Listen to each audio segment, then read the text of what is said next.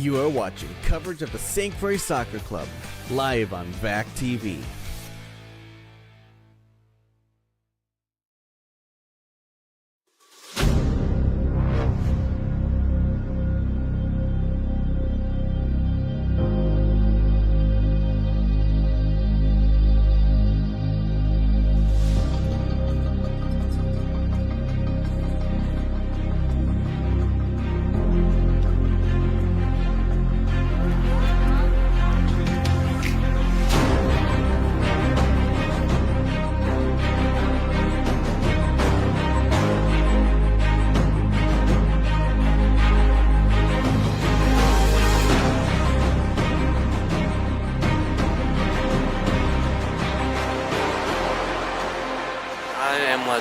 I am legend. I am legend.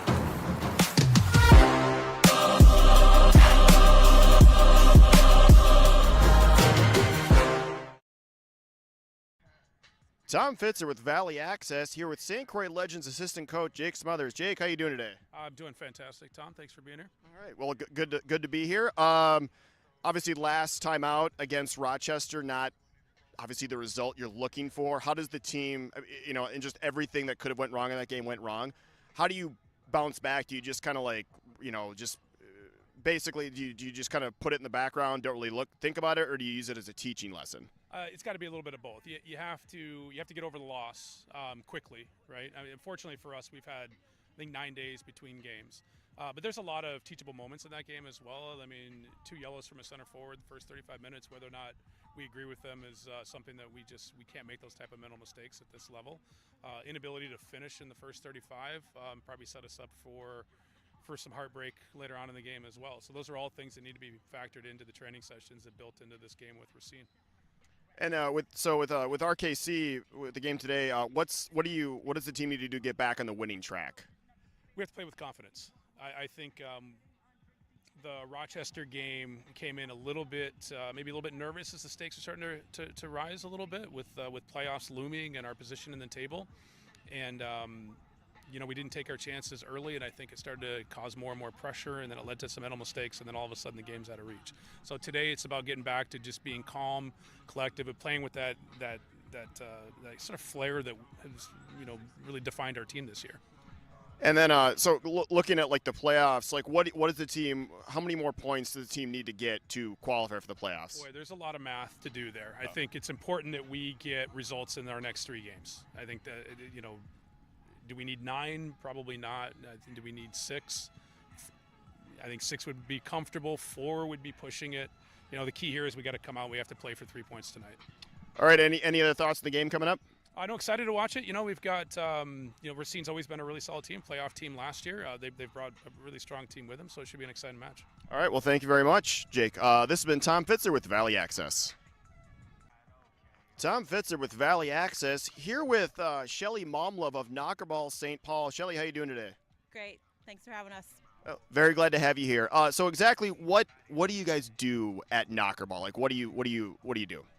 We are an inflatable rental company. We come to you with bouncy house, blow-up foot darts that you can throw footballs at and kick soccer balls at, and we have bubble soccer. So you get in a bubble, inflatable bubble, and you play soccer, field games, play different fun, kind of FIAD games.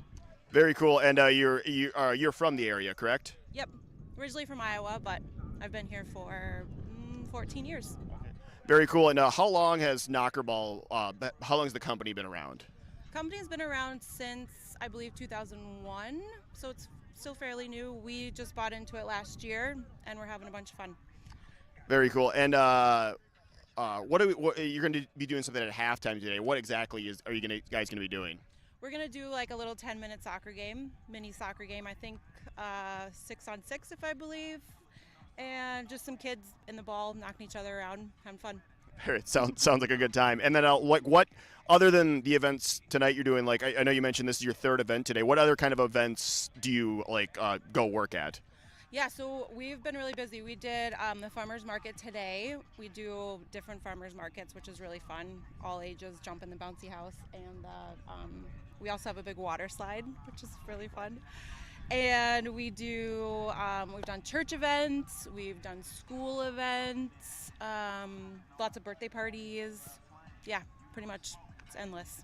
Very cool. And are you excited for the game today? Yeah, definitely. Love soccer. All right. Yeah, it's going to be good. Well, very good. Well, thank you, Shelly. Thank you for doing this. I hope you enjoyed the game, and I look forward to halftime. Yeah. Okay. All right. This has been Tom Fitzer with Valley Access.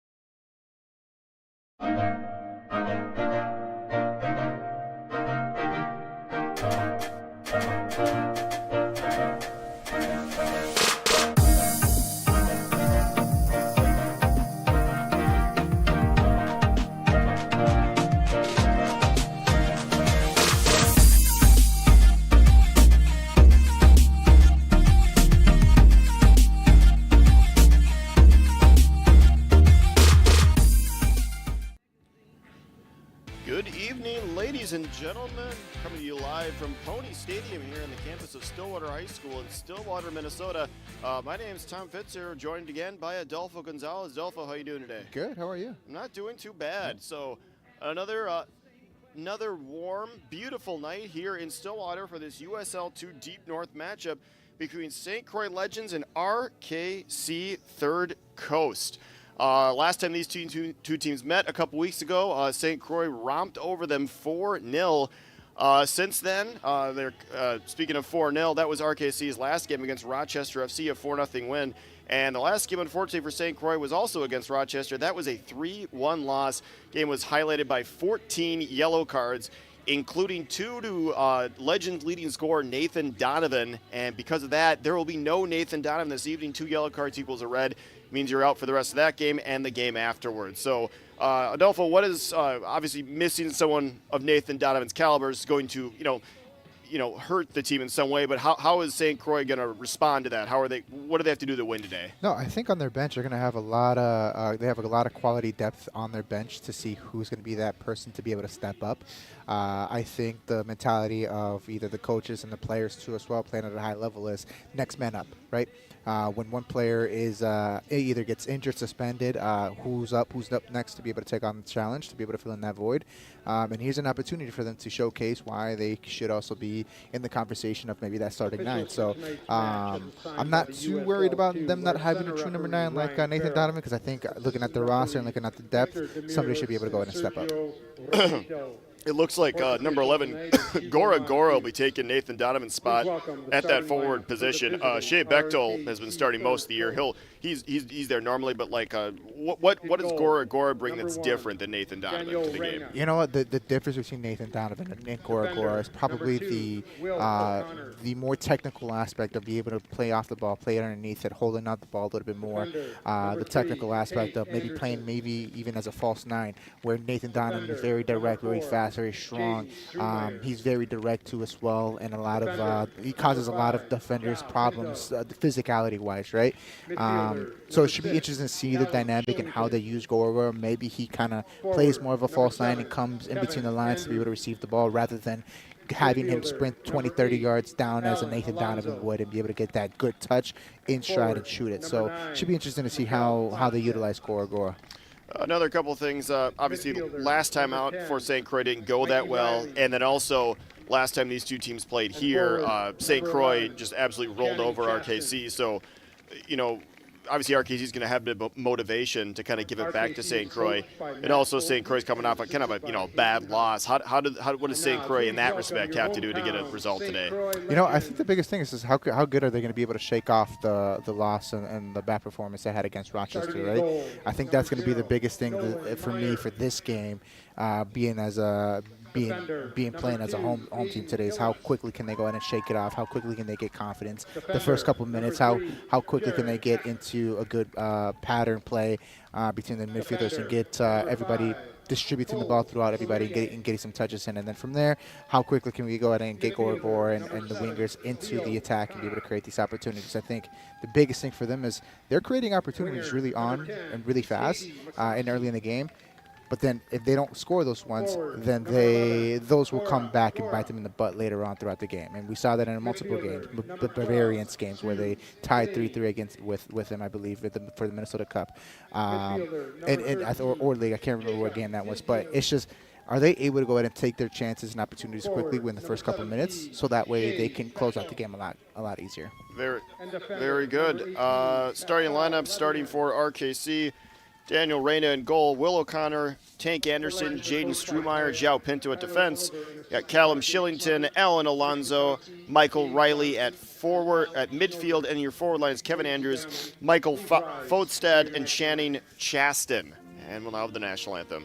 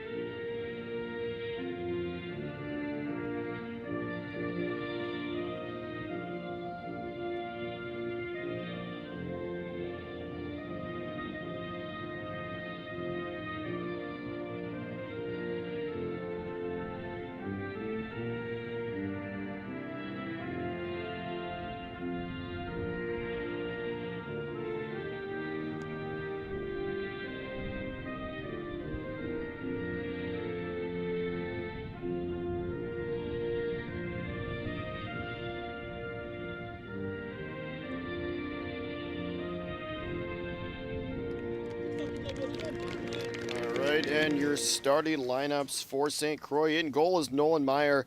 His three defenders are Aiden Hillis, Jared Hecht, and Cole Schraggy.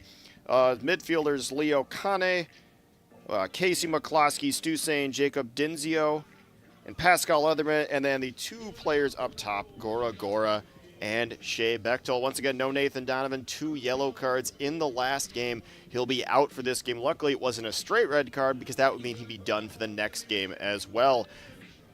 And standings right now, St. Croix currently sitting in third with 17 points from 9 games. RKC currently right behind them with 15 points through 10 games. As you can see, Thunder Bay is currently leading the league. 9 games played, 19 points. Bavarians right behind them. Also with 19 points, though with 10 games played. Minneapolis City and Rochester FC rounding out the Deep North Division. Rochester FC, you can see they have 2 wins on the year. Strangely enough, both of them have been against St. Croix. Their opening game of the year, Rochester got the victory, and then in the last game for St. Croix, which is right here, about 9 days ago, we saw St. Croix lose 3-1. If you didn't watch it, it was just everything that could have went wrong. The Nathan Donovan red card, and then 2 goals within the last 5 minutes of the first half kind of set the tone for the rest of the game. St. Croix did pull a goal back, but it was too late, and the final score was 3-1 Rochester. Again, Rochester only 2 wins on the year, both of them against St. Croix. I think the biggest thing here, right, closing it out with 2 games left in the regular season, is the mentality just winning. Right, they found themselves the entire season here sitting up top on the first place and letting some games just kind of slip up, whether they're games that they tied or games that they lost. Biggest thing for them to finish out tonight and against Minneapolis City here next week is win. Right, let's try to get 6 points, try to get yourselves in the best position to be able to get the playoffs. That is the key. Hopefully St. Croix can indeed pull 3 points out. Once again, last time they played RKC here, a 4-0 win against the team from Racine, Wisconsin, currently sitting in 4th in the deep north. Yep, St. Croix does have a game in hand. St. Croix is 2 points behind Thunder Bay with the same number of games played. They are behind Bavarians, but they do have a game in hand. Hopefully they can make up that difference tonight with a victory as the teams are set to go. St. Croix in their 3-5-2.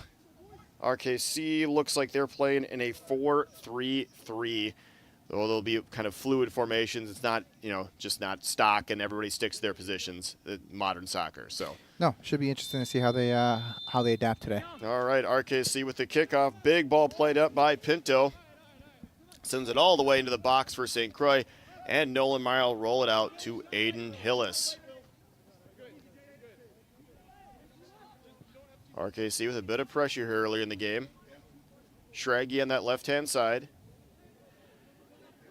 His family is in attendance today, all the way from Iowa. Ball played up. Ball flicked in, pass, but now RKC will control. Defended by Schraggy, ball's headed out, and now Schraggy will take that throw in for St. Croix. Gorgar with a back heel to Dinzio. Dinzio, the youngest player, flicks a ball. Oh, he's on. Shea Bechtel is onside. Shea Bechtel driving towards that. The left-footed shot that looked like a goalie. Yep, the goalie for RKC, Reyna, did get a fingertip to that and deflected it onto the football crossbar. So just Reyna keeping the game 0-0 here, and we're barely in the second minute. Shea Bechtel with a bullet of a left-footed shot. Just couldn't quite get it as Dinzio will take a left-footed corner kick. An in-swinging corner kick. We'll have to see if St. Croix can get that early lead like they almost just did.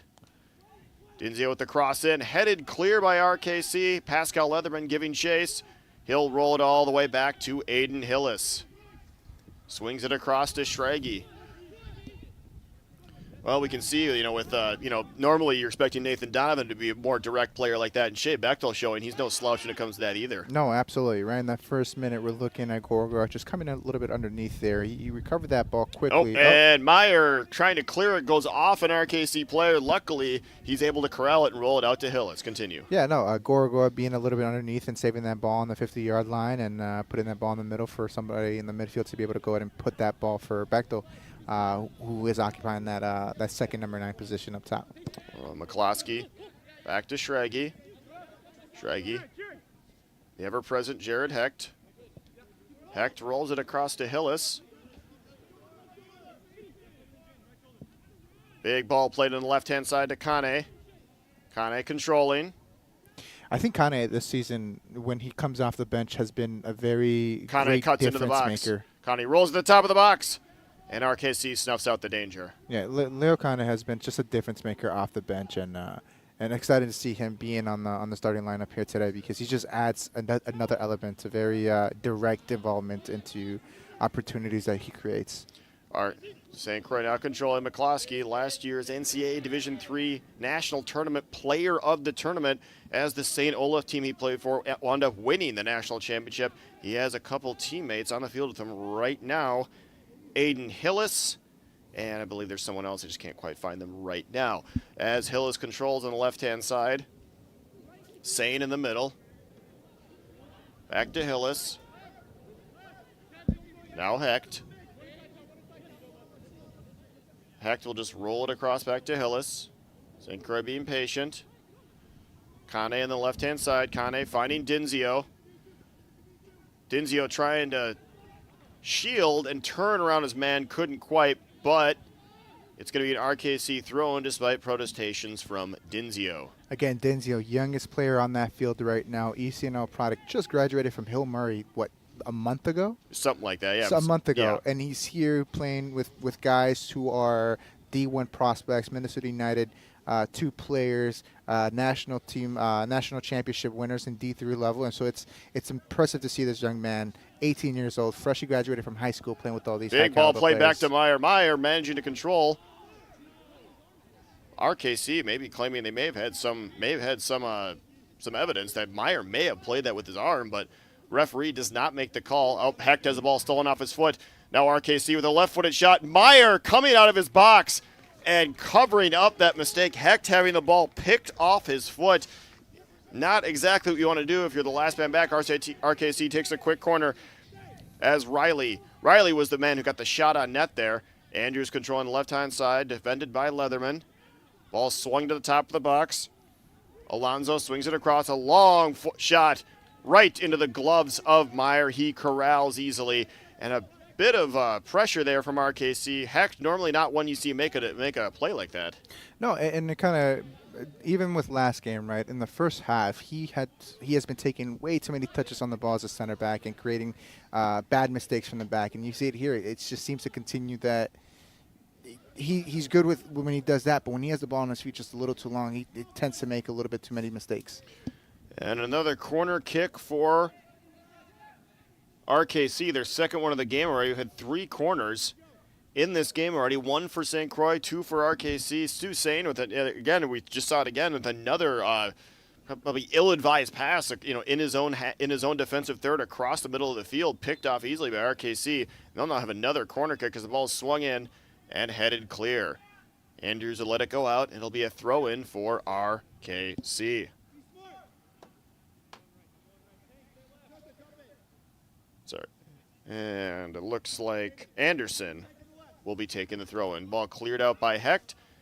And RKC, that one went out, flicked off an RKC player, and St. Croix will get to relieve a little bit of pressure and get a throw-in deep in their own half. Hillis on the throw-in for St. Croix.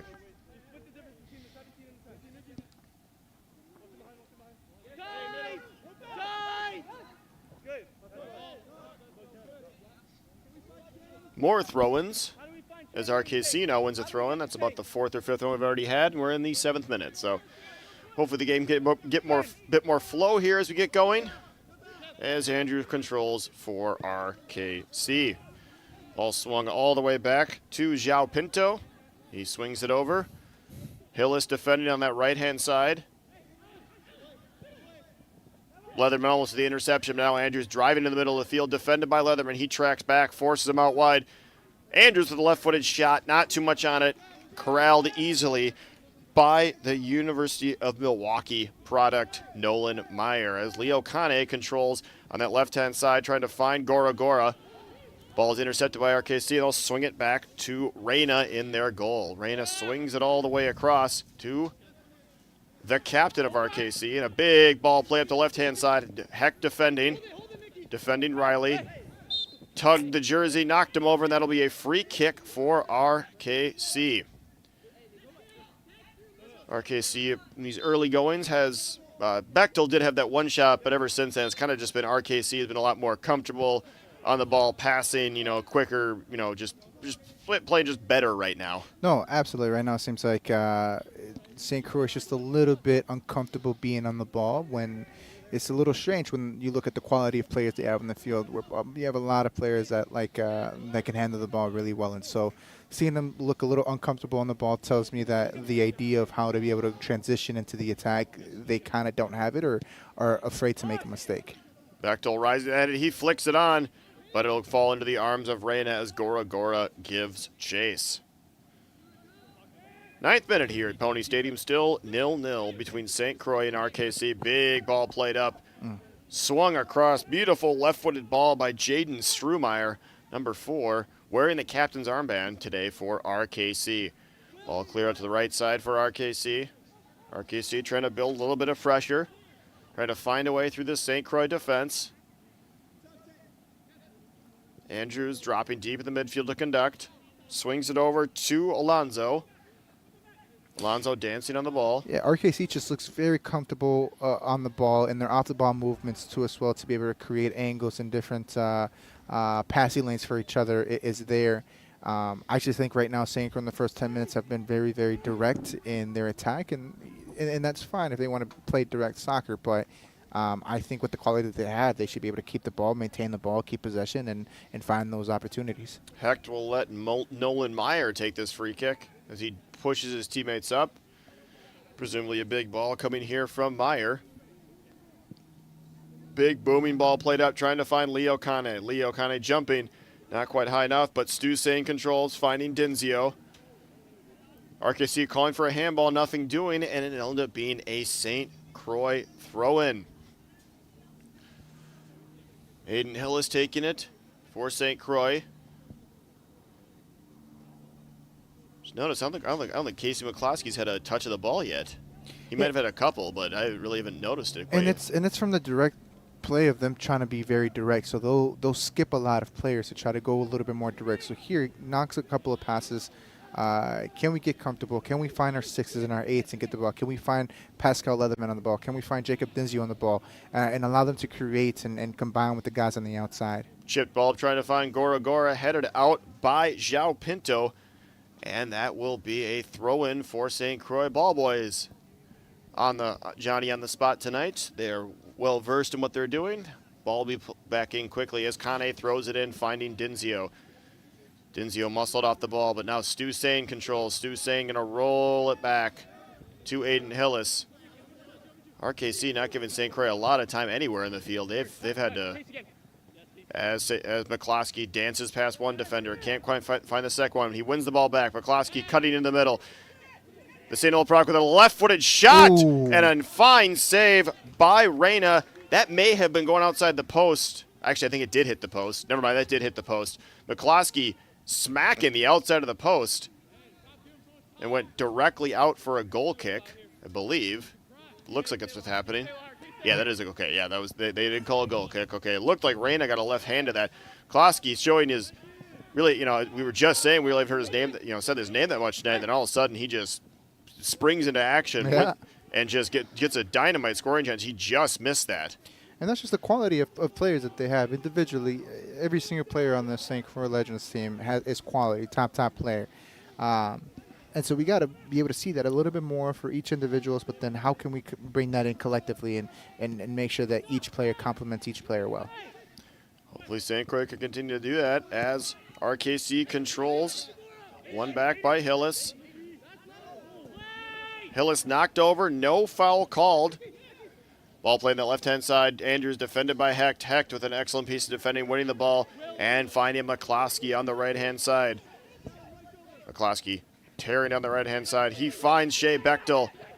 His St. Olaf teammate Bechtel finding Denzio in the middle. Denzio's got some room to run. He's defended by number 6, Shillington. Ball swung out wide to Leo Kane. Leo Kane trying to work his way into the box. A left-footed cross. No one quite there at the end as McCloskey couldn't quite keep it in. And it'll be an RKC throw. And we've seen the last few minutes St. Croix has looks a lot more comfortable on the ball. They're making some good combinations like we're used to seeing them do. They're growing. They're growing into the game for sure. I still think that the guys in the midfield are holding on to the ball just a little bit there. Prior to that attacking, the guy, I forgot what, I think it was the midfielder there who had the opportunity to get the ball and get the ball off his feet, but he just held on to the ball just a little too long there, created a defensive turnover, and Hecht had to save it here on the 10-yard line. But just being able to get the ball off their feet just a little bit quicker, finding your outlets, especially playing forward. They're there, but you're just holding on to the ball just a little too long. Throw in by RKC, right directly to Aiden Hillis. Ball banks off Leatherman. Big ball played in the air. Kane defending, brought down well by RKC. Stu Sane now controls in the middle. Stu Sane finding McCloskey on that right-hand side.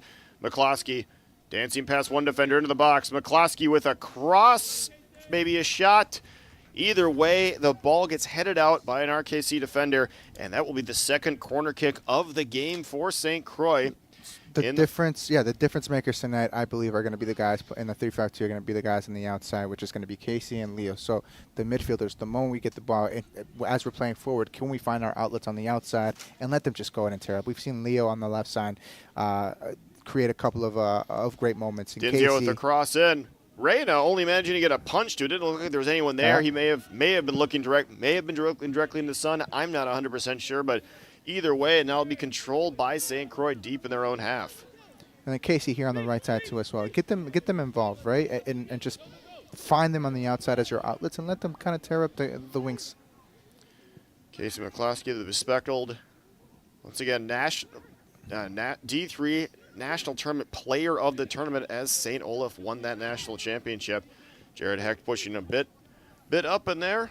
Now he'll trot back to his normal position as Schraggy will control on the left-hand side here for St. Croix. Schraggy plays his college soccer at Drake.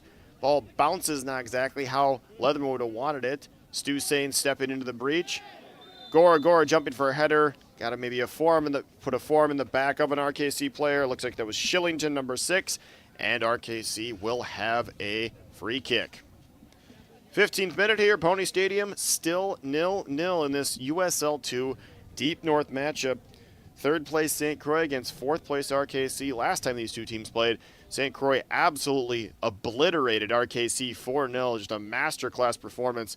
However, the last game for each team was against Rochester. RKC with a 4-0 win, and St. Croix, unfortunately, with a 3-1 loss, which also, due to 2 yellow cards, leaves them without the services of Nathan Donovan. Today is a big ball played up. Oh. Not dealt with very well by the St. Croix defense, though it does just result in an RKC throw-in taken by number 7, Kevin Andrews. Riley and Andrews playing a bit of a 1-2.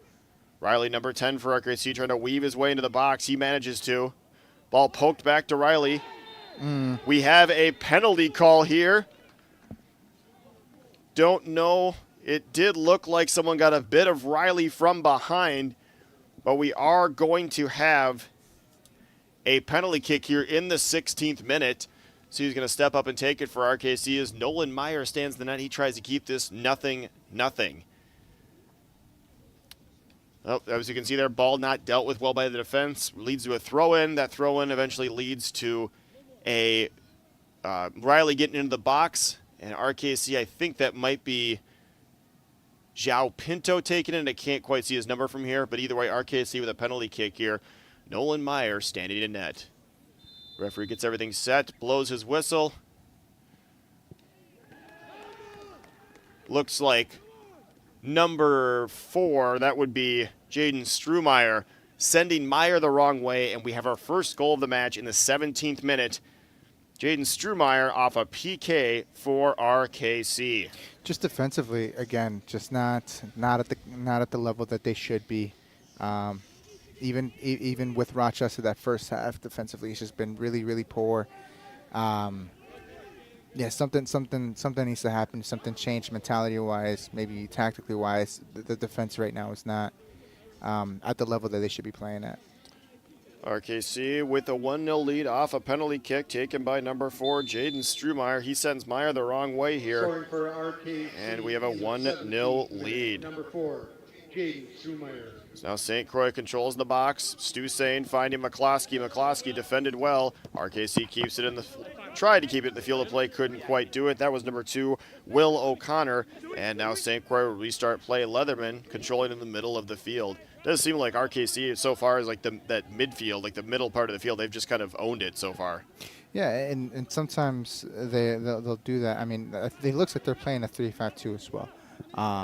Occasionally now, it looks like they might be able to sit back now with that 1-0 to try to finish off the half here. But you have a lot of bodies around, maybe Pascal, Stustain, and Denzio in the midfield. So when they get the ball, especially in the midfield, look for the outlets on the outside as quickly as possible. You're going to get swarmed by guys as quick, really, really fast in the midfield. As RKC, Kevin Andrews controls, rolls it out wide to number 2, Will O'Connor. O'Connor dropping it all the way back to the goal scorer, Strumeyer. Reyna, big booming ball up. Skies over the head of St. Croix defender. Aiden Hillis trying to get it out with a slide tackle and a shot by number 9, Michael Fodstad. Sails well wide of Meyer's goal, and that'll be a goal kick for St. Croix here in the 19th minute. Schraggy in the middle, finding Leatherman. Leatherman swing it out wide to Aiden Hillis. Aiden Hillis looking for Gorgor, now finds McCloskey. McCloskey swings it all the way back to Hecht. Stu Sain dropping deep. He'll swing it out wide to Kane. Kane defended by Chaston. Now Sain in the middle. It's just a little too slow. RKC is okay with allowing this happening, letting them play in their defensive end, defensive half. It just looks a little too slow here for St. Croix. Big ball by Hecht. Excellent ball all the way out wide to Leo Kane. No foul called as Dinzio defends. Excellent ball by Hecht. Kane couldn't quite control it the way he would have wanted to. And now St. Croix will have the ball in their own defensive half once again as McCloskey tracks all the way back in the defense. McCloskey has a bit of space ahead of him. He'll look to create some tension. He rolls it into Stu Sane. Out wide to Schraggy. Finds Leo Kane on the left-hand side. Kane beats one man. Tries to find Bechtel in the middle. Sane with an excellent step. Lets the ball roll through. And now Hillis will control for St. Croix. Hillis finds his St. Olaf teammate McCloskey. McCloskey's pass intercepted by Riley. Riley driving towards the heart of the St. Croix defense. Finds number 9, Fodstad in the middle. Fodstad turns around Hecht. We do have a foul called on Hecht. That'll be an RKC free kick just inside the 30-yard line, so about 38 yards from the from the goal line of Nolan Meyer. 21st minute here at Pony Stadium, still 0-0. I'm sorry, not 0-0, duh. RKC with a 1-0 lead off a 17th minute PK converted by Jaden Strumeyer.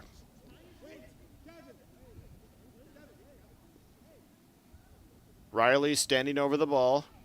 Meyer with a two-man wall. Oh, now down to one. Looks like Stu Sane just in the middle. RKC waiting for a player to finish his water break. Riley with a short free kick. Ball swung in the middle by RKC. Schraggy leaps ahead, didn't quite clear it. Leatherman knocked over by Riley. That'll be a free kick for St. Croix. Hecht looks like he'll control. He'll play it back in quickly, finding Hillis. Hillis out wide to McCloskey. Oh, that did not look out from here. Did not look out. Judging by McCloskey's reaction, I'm going to assume that actually did end up getting out. Not too many protestations. He did turn his man. He was in some space, but I think he just had to use a bit too much of the field to do it. So it'll be an RKC throw-in. McCloskey trying to head it back in, but another RKC throw-in on this near side. Hey, come on, Gray, let's raise it. Will O'Connor taking it for RKC, finding Andrews. Andrews swings it all the way back to Strumeyer. Back to Reyna. Controlled by the RKC goalie. Chipped ball played up. Staying with a header in the middle. Couldn't quite find a teammate as Riley defended by Hecht.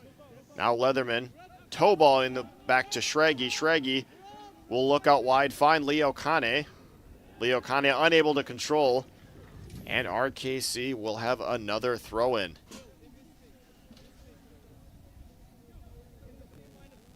Beautiful night here at Pony Stadium. Temperature somewhere in the 80s. Light breeze. Not a cloud in the sky right above the stadium. Perfect night for soccer as Hecht plays a big ball up. Bechtel controls. Almost got it flipped through to Gora Gora. He would have been all alone on net, but couldn't quite get it as RKC now on the attack. One back by Leatherman. Leatherman back to Schraggy, trying to find Gora Gora up top. Gora Gora and Kane play a 1-2 ball, bounds off Gora Gora's foot. The ball will sail into the box from RKC, and Nolan Meyer will rifle the ball out to the right-hand side for Aiden Hillis. Aiden Hillis rolling the ball for Hecht in the middle.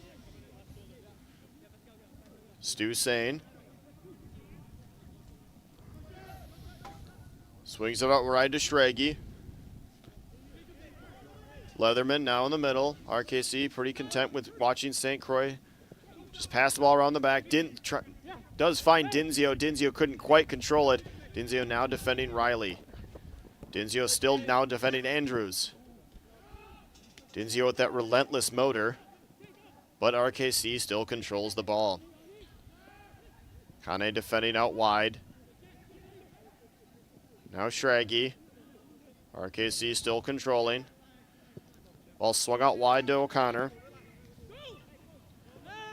O'Connor, I'm not sure if that was an attempted shot or a through ball, but either way, it'll be a goal kick for St. Croix. Yeah, one thing I'm so far noticing right now is whenever the ball is inside the midfield, RKC does its mission to be able to close down the gap as quickly as possible and get some turnovers as fast as possible. Whereas we're just a little bit we're okay with allowing RKC on the ball, and I think that just has to change. Hopefully they can play a little bit quicker, as you said, through the midfield as RKC crosses in, cleared out by Hecht. Yeah, it's St. Croix. It just doesn't seem like they have really any answers for RKC's defense right now. They're just kind of swinging it around the back and then trying to pass through the middle, and RKC is just right. They're right in every passing lane. Yep. And they're okay with allowing St. Croix playing on in their half. They're okay with them swinging the ball, and if it's there, take it, right. The biggest thing is how quickly can they break the line when they do swing the ball back and forth? How quickly can they break the line to be able to find their outlets? Like Casey's always going to be open on the outside.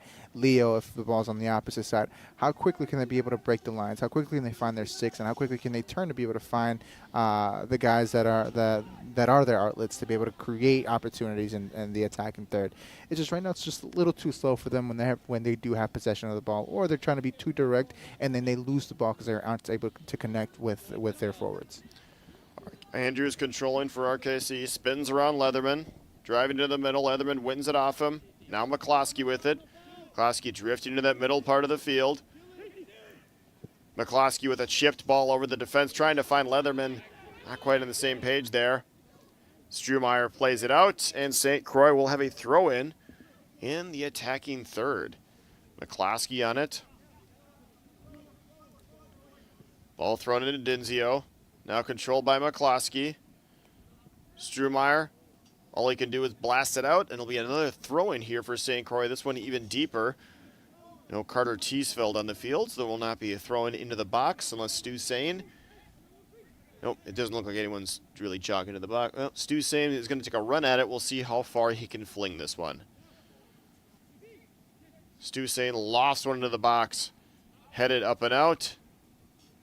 Headed out even further by RKC. Managing to keep it in somehow as Andrews controls. Lofts the ball over St. Croix player, and now Hecht will roll it across to Schraggy. Schraggy, then a native of Urbandale, Iowa. Plays his college soccer at Drake as Dinzio controls. Dinzio finding Bechtel. Leatherman finding McCloskey. McCloskey trying to dribble his way through a couple players. He gets some pressure. Reyna alertly comes out of his net, dives, and easily corrals the ball. RKC seeming to have seen defense so far as every answer for whatever St. Croix is throwing at them. As RKC controls. Riley dropping deep. Riley won the penalty kick that gave RKC their 1-0 lead. He finds a teammate, ball rolled through. Hecht tracking back. He manages to get a foot on the ball just before Channing Chaston could do any damage with it. And St. Croix now controls as Hecht dribbles his way through the middle of the field. Just Schraggy and Hillis back in defense as Hecht jogs his way back. Now Riley on that left-hand side. Riley all the way back to Strumeyer. Strumeyer swings it out wide. Yeah, RKC just has been very, very dominant on the ball this entire half so far. They seem to know exactly where they want to go with the ball, how they want to go and attack. They seem to have a little bit more of a better idea of how they want to create these opportunities and know how to play defensively and create those transition moments for themselves, where right now it's just St. Croix just looks a little bit too slow, a little too stagnant, and we haven't been able to create a lot of opportunities either with using our outlets on the wings or even being direct, as Nathan Donovan would be able to help out on that end on the directness of their play.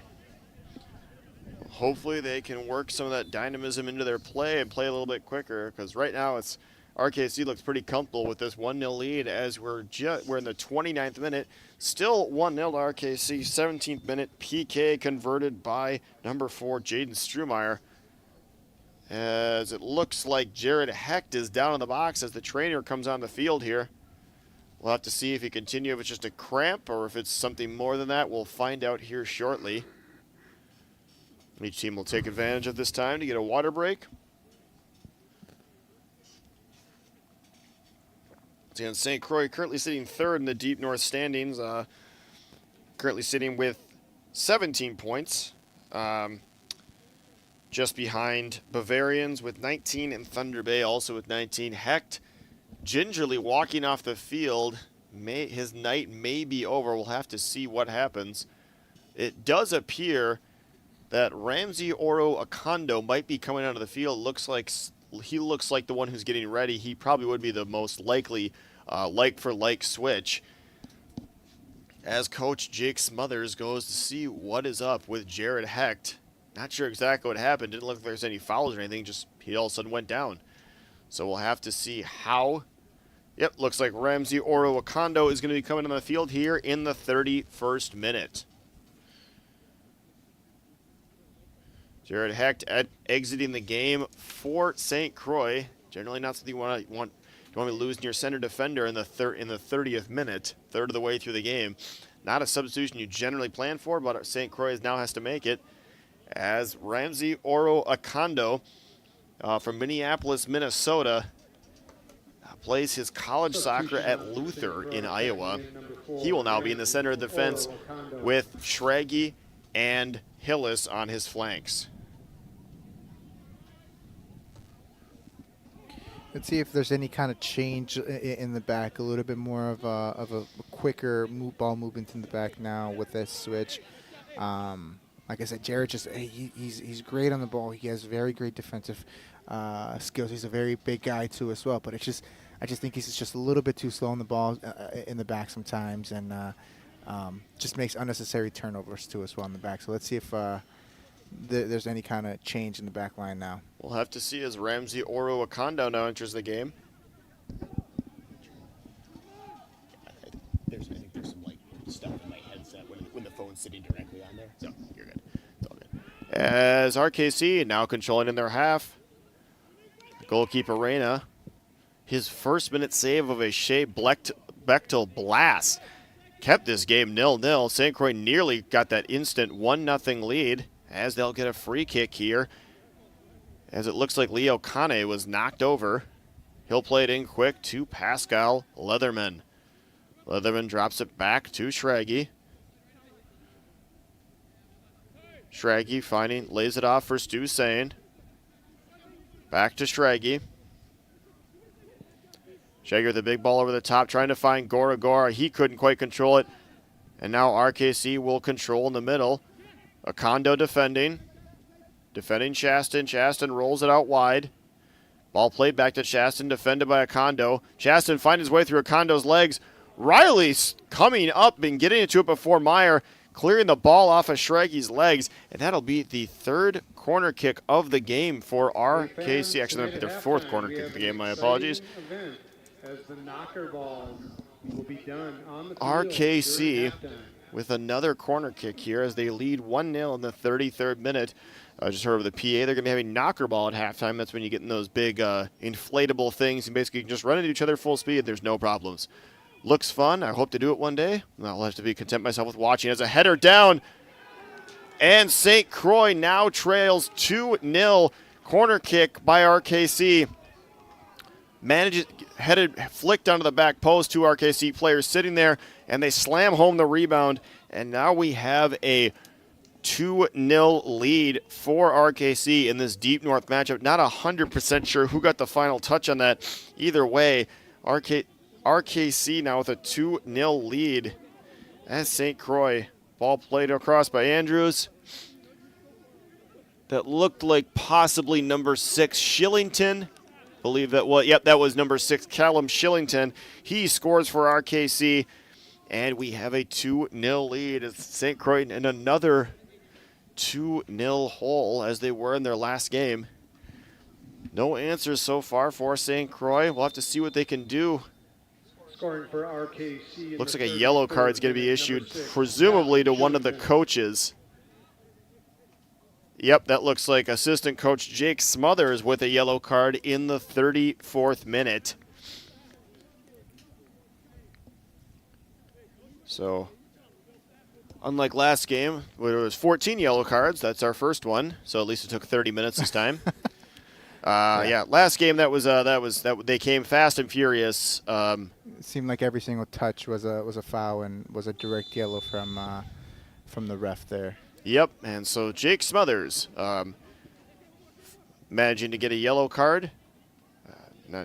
Probably shouldn't deflect the play too much as Leo Kane wins a free kick for St. Croix. About 45 yards to the net. Ball played quickly. Now Leatherman controls. He'll swing it back to Okondo. Kondo back to Leatherman. Out wide to Schregi. Ball deflects off an RKC player. And that'll be a throw-in for St. Croix. Gora trying to control the throw-in, couldn't quite do that. And now RKC will have a throw-in as we're in the 35th, actually entering the 36th minute. 2-0 lead for RKC. Goal in the 17th minute, Jaden Strumeyer with a penalty kick, and then we just had a goal in the 33rd minute as Callum Shillington slamming home a flicked-on header, and it's a 2-0 lead for RKC. Yeah, it seems like right now, I mean, with that second goal, it's a little bit more of a dagger. It kind of took off a little bit of a blow there for St. Croix. But it just seems that St. Croix still hasn't found the answers that what they're looking for. Yes, RKC is definitely playing in that low block and immediately winning the ball quickly in that central part of the field. And then when St. Croix is trying to go and play a little bit more direct, they're just not being able to collect on. They're not able to connect in those long direct passes that they're looking for. That Nathan Donovan has been able to help them out on that in previous. I think them just moving the ball a little bit more quicker if they want to go through the middle, finding their outlets a little bit more faster, something like this right now, is what's going to be able to help them because they have the quality to be able to do it. And every once in a while, mix in those long passes to be able to be direct to kind of go over and overpass the midfields. But I just think it's just a little too slow. Chaston defended by Acondo. Chaston finding his way past Acondo. Chaston with a bullet of a cross across. Schragi managing to get a foot to it and then clear it out. That was a bit of danger there as Chaston turned Ramsey Oro Acondo around, got across, through the face of goal. Just no one there for RKC to slam it home. That third goal would have been, as we said, it would have been a dagger. Like the next goal is definitely important, whether it's St. Croix finding their way back into this game, or if it's RKC getting a 3-goal lead as Nolan Meyer claims the ball easily and rolls it out to Stu Sane. No, absolutely. I think the next goal here is going to be very important. I don't think St. Croix is out. I don't think they're out of the game. I think they have enough quality and enough brilliance individual players out there to be able to create something out of nothing. I just think the next goal is going to be very important for them to be able to keep and stay within the game and have the game be within reach. I think they have to play a little bit more better 1v1 defensively to be able to create those turnovers for them, but then also just move the ball, make it be at their own pace. Chaston swings it out wide. RKC trying to find that third goal that would give them a quite substantial 3-0 lead as Andrews now controls. Andrews cuts the wrong one with the left-footed shot well wide of the net. Goal kick for St. Croix. As we're in the 38th minute here from Pony Stadium in Stillwater, Minnesota on this beautiful, warm Minnesota summer evening. Hillis finding Leatherman. Back to Hillis. Swings it out wide, finding McCloskey. Leatherman. Chips it back to Hillis. Ball swung across to Acondo. Stu Sane now in the middle. Stu Sane finding Kane on that left-hand side. He swings it back to Schragi. Schragi rifles the ball off the chest of Gora. Now controlled by Bechtel. Kane trying a big ball up to Gora. He may have had something there, but the referee had already blown a whistle for a free kick for a foul against Shea Bechtel. And now St. Croix restart play as Kane controls on the left-hand side. Kane beats his man. Kane trying to find a way through. Kane nearly getting around the defender, couldn't quite do that, and RKC will now control. Ball deflects off Schragi's chest, and that will be a throw-in for RKC, 39th, entering the 40th minute here at Pony Stadium.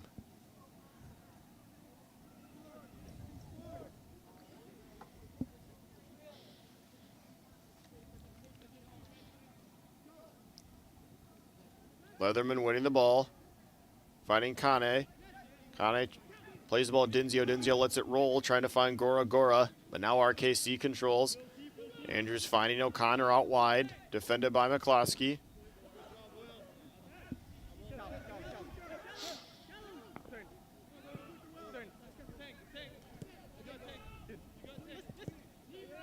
The goal scorers Shillington and Strumeyer combining, and the ball rolled back to Raya.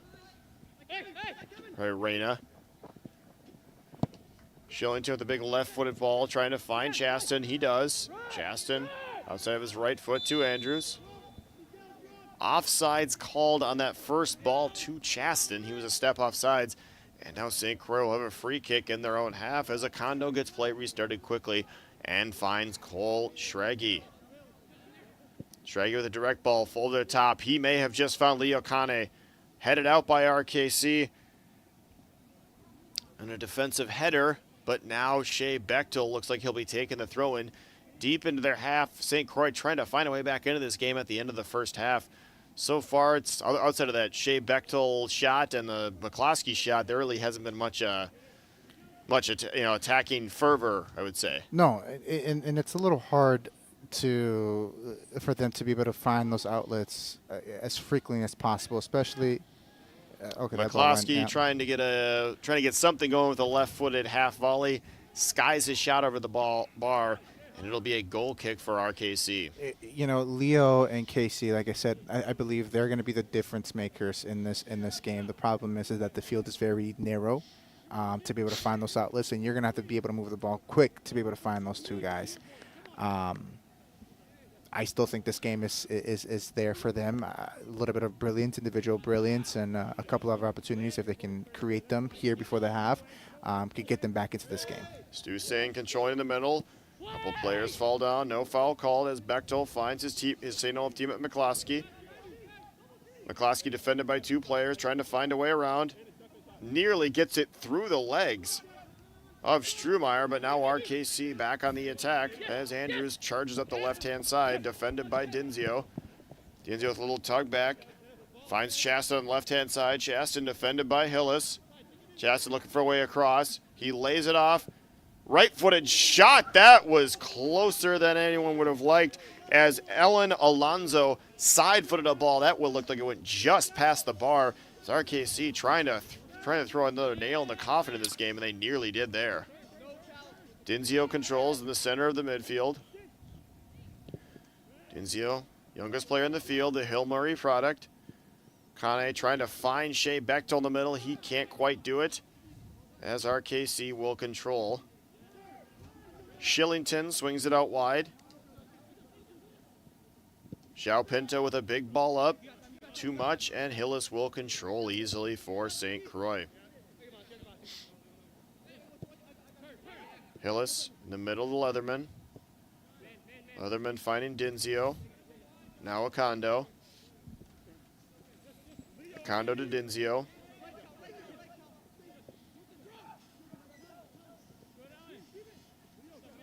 Schraggy. Dinzio. Schraggy finding Leatherman. Leatherman trying to turn away from two defenders. Couldn't quite. Now RKC will control as they attack into the St. Croix half of the field. Shea Bechtel dropping deep to defend. Don't often see Shea Bechtel back this far. Ball played into the box. Nolan Meyer will collect it easily as he rolls it out quickly to McCloskey as St. Croix tries to find something here with a little under 2 minutes left until injury time in the first half. 44th minute here from Pony Stadium. Still 2-0 lead for RKC. Stu Sane trying to find Gora down that right-hand side. Ball clipped out, but a quick throw in. Gora charging into the box. Gora fighting with Shillington. Shillington winning that battle. Spins around. Gora clips the ball off his foot. Gora just almost won the ball numerous times there. Just couldn't quite get that last touch he would have needed to create some danger in the box for St. Croix. I think right now just some things just need to go a little bit into St. Croix's favor, right? Just a little bit of luck, a little bit of just personality on the ball. Gora there tried. I almost thought I thought the center back even had a handball there for a second, but in that battle with Gorgora. But yeah, just if they could just find their feet a little bit more, find a little bit more of Bechtel. And I know it's very difficult and it's going to be hard for them to find their feet. But I think if they can just play a little bit quicker, a little bit faster, and play their feet, brilliance will happen. Hopefully there's some of that brilliance. Maybe we'll get a little bit before the end of the half here as RKC lines up for their 5th corner kick of the game. Some miscommunication there in the St. Croix defense. As there's some extracurriculars in the box between the two teams. Referee blowing his whistle, asking for it to stop. Everyone claiming innocence as they would in that situation. As RKC lines up for their 5th corner kick of the game, trying to get a 3-0 lead before half. Their last corner kick did result in a goal, a flicked header to the back post, and Callum Shillington slammed it home to give RKC a 2-0 lead as we are now in injury time of the first half. Andrews swings the ball in, headed out easily by Leo Kane. McCloskey controls. McCloskey with no help, but he's tearing down the field, trying to get something going for St. Croix. Ball flicked out, and it'll be an RKC throw-in. Looked like an excellent piece of defending there on McCloskey. Looked like he may have had something on the break. Did have some teammates rushing to help him, but either way, it's an RKC throw-in. Still 2-0 as we approach the end of the half here from Pony Stadium. Yeah, just kind of recapping here the first half. Just a couple of bad turnovers, soft penalty, narrow field where, finding their wingers and their outlets is a little bit more difficult on a narrow field. RKC sitting in that 1-4-1-4 sometimes, sitting in that mid to low block is just easy to defend, especially if you're up 2-0. So should be interesting to see if Coach Oliver is going to change anything tactically, if he's going to change any personnel. So should be interesting to see, or if we're just going to let them play. I think the biggest thing for them is just to win, trying to find a way to win. Good players find a way to win.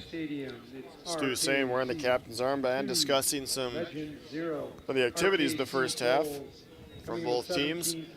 But as it stands, we've completed one half of play here at Pony Stadium in Stillwater, Minnesota in this USL2 Deep North matchup. Current scoreline is RKC Third Coast 2 and St. Croix Legends 0 as we get ready for Knockerball here at halftime. Tom Fitzer with Adolfo Gonzalez. We'll be back shortly.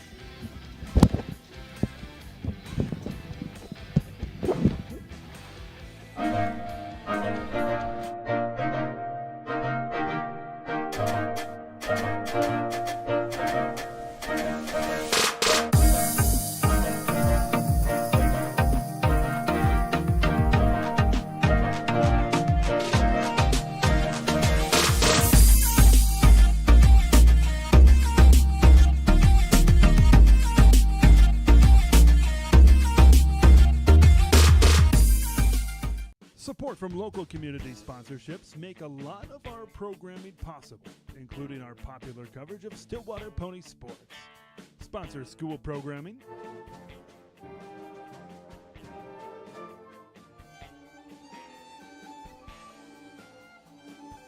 as well as community events. Support local community organizations and their events by sponsoring our coverage or donating at our website, vactv.org. Preserve those local events that last a lifetime. Visit the VAC TV store on your computer or mobile device to purchase school programs and community events. DVD, Blu-ray, and digital downloads are available. Make it easy and search for your program that you wish to purchase. Buying is convenient with multiple options at your disposal while checking out. Visit vactv.org/store today. Community Ed serves a great purpose in our community and helps keep families connected.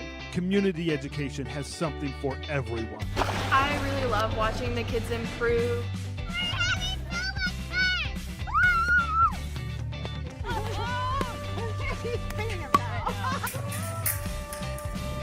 You can do it!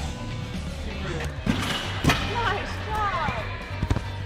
Come and see us at Community Ed for a good time for kids and families.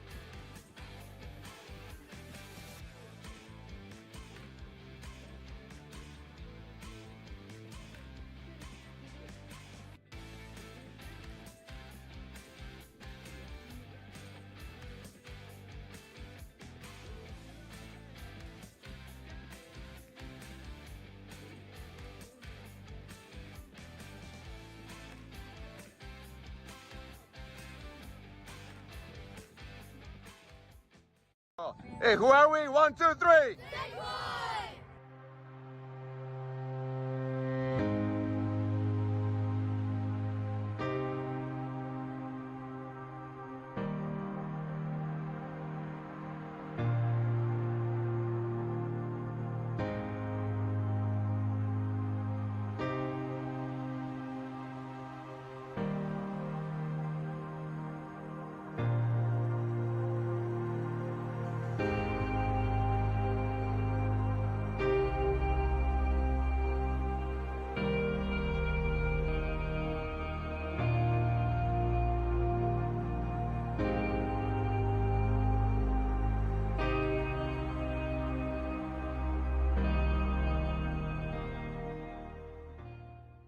Went to nationals last year? Yes, I was. We went to North Carolina last year. It was great. How was that experience? It was good. Lots of coaches on the sidelines, which you like to see.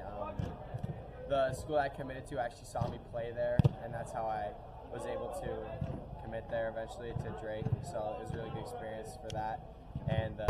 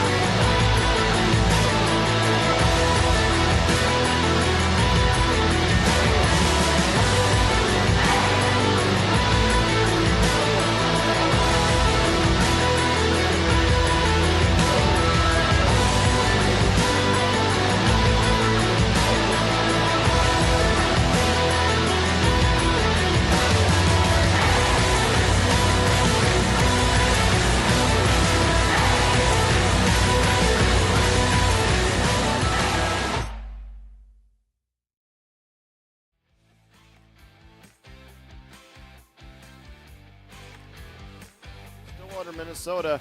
After one half of play here in this USL2 Deep North matchup, RKC with a 2-0 lead over St. Croix. As we're going to get started here in the second half, I think we may have some highlights here coming up in a second. 2 goals for RKC, a 17th-minute penalty kick converted by Jaden Strumeyer, and a 33rd minute goal as Callum Shillington slammed home a rebound to give RKC that 2-0 lead. St. Croix currently sitting in 3rd place in the standings in the USL2 Deep North. RKC just behind them in 4th place. Both teams trying to get that win tonight, which can elevate them into playoff contention. A few defensive mistakes from St. Croix. The guy punched off a corner of a soft BK, a couple of defensive mistakes there that made Nolan create a couple of wonderful saves. St. Croix probably had about 3 opportunities that entire first half. We're looking at the shots from Bechtel in the first couple of minutes. They hit the football crossbar. The individual brilliance from Casey that hit the bar and went for a goal kick, and then Leo Khan on the outside on the left crossing that ball across the 6. So there's been a couple of opportunities there. I think tightening up a little bit on defense. Ball circulation has to be a little bit more quicker, and just trying to get your wingers involved a little bit more in that attack. And just being comfortable on the ball. They have great quality to be on the ball, and can they find those quick combinations to be able to break the lines and get something off? Doesn't look like St. Croix had any changes from that team in the first half. As we get started here, big ball played up, and RKC kicks it out for a throw-in. We'll see if RKC had any subs. They may have one sub, it looks like, in the middle there, but it looks like the only sub for St. Croix so far, that was in the 30th minute, as Ramsey Oro Akondo came on for Jared Hecht, who looks like suffered an injury. He'll be done for the game as Akondo takes his place in the center of the defense. Schraggy here on the near side of the throw-in, trying to find Gora Gora, ball headed out. St. Croix moving the chains down the field. You know, Schraggy's been a very consistent player. I haven't had much of I haven't really seen him or known him too much, but just covering the games a little bit more, he's been very consistent in his role for this team has been defensively, and I'm becoming a pretty big fan of him. Schraggy, definitely consistent, dependable, reliable. You put him out there, you don't really have to worry about him. I agree. It's just like, yep, he's gonna. Yep. Generally speaking, he's gonna make the right play. He'll make the correct play. He does think, he doesn't try to do too much out of his position, which is some defenders you want them flying up and down the wings, and some defenders you just kind of want to stay home and mind the shop, and he does that expertly. As Bechtel rocketed a shot there over the bar, well over the bar, and St. Croix coming out with a bit more pep in their step here in the first minute of play here in the first half. Instead of the second half. I think it should be an idea here for the people involved here with the organization is getting a camera maybe out for the halftime for inside the locker room for them to see what the conversations are like, a little bit behind the scenes. It could be interesting. Right? A little hard knocks. A little hard knocks could be interesting as Dinzio spins away from 2 players, finally knocked over, and we have our first yellow card of the game on a player. It was a number 8 for RKC. That was Alan Alonzo in the 47th minute. Like you said earlier, right? A little bit more pep in their step. They look like they want to compete in the second half right away. Let's see if they can keep this going. Akondo standing over the free kick. First yellow card of the game to a player. Assistant coach Jake Smothers did receive a yellow card in the first half for a bit more verbal, some verbal, stuff to the referee as Reyna is knocked over by. It might have been Dinzio. Dinzio with a big ball played up by Akondo. Dinzio rising to head it, knocked over Reyna. He's still down, but shaken up by the collision. Just a foul, no yellow card there. Jake Smothers, some verbal jousting with the referee did lead to a yellow card. Luckily, even if he does get a second yellow and gets kicked out, it won't send the team down 1 player, so not the end of the world. But hopefully Jake can stay and watch the rest of the game. Yeah, just a collision there. Didn't look too hard, but then again, I'm not the one in the tackle, right? Collision there. St. Croix player had his eyes on the ball the entire time. Doesn't look anything malicious. Nope, that's about with the play that we saw last game with Donovan, but Donovan gets a second yellow card, and that's why he's not playing tonight. As Schraggy defends here on the near side. Schraggy clips the ball up the wing. Gora trying to find a way to it. He can't quite, and now RKC will have a throw-in.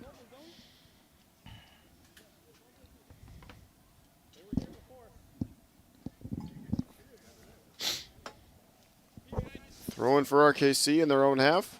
Still, you're just joining us. RKC with a 2-0 lead here early in the second half. Schraggy finding Leatherman in the middle. Leatherman knocked over by Riley. As Stu Sain tries to get the ball back in quick. Stu Sain rolling it back to Akondo. Akondo and Sain. Played a 1-2, a ball rolled all the way back to Meyer. Adolfo, those smell delicious. Oh, man. Adolfo getting some tacos delivered to him in the box up here. Already eating, and I'm already feeling hungry as Los Ocampos. And the ball rolled through Gora charging after it. But Reyna comes off his line alertly. He slides and manages to beat Gora to the ball. Gora, the Liberty, plays his college soccer at Liberty. He's from right here in Stillwater. As Reyna controls. RKC in really no rush to get this started. Nursing a 2-0 lead.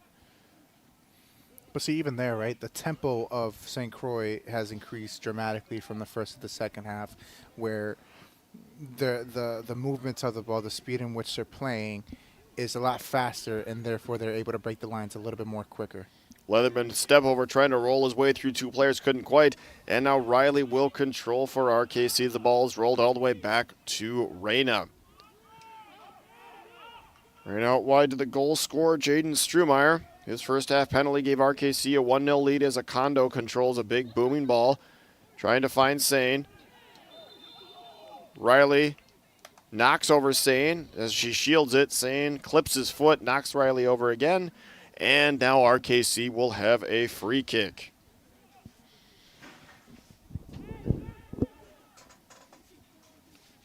'51st minute here at Pony Stadium.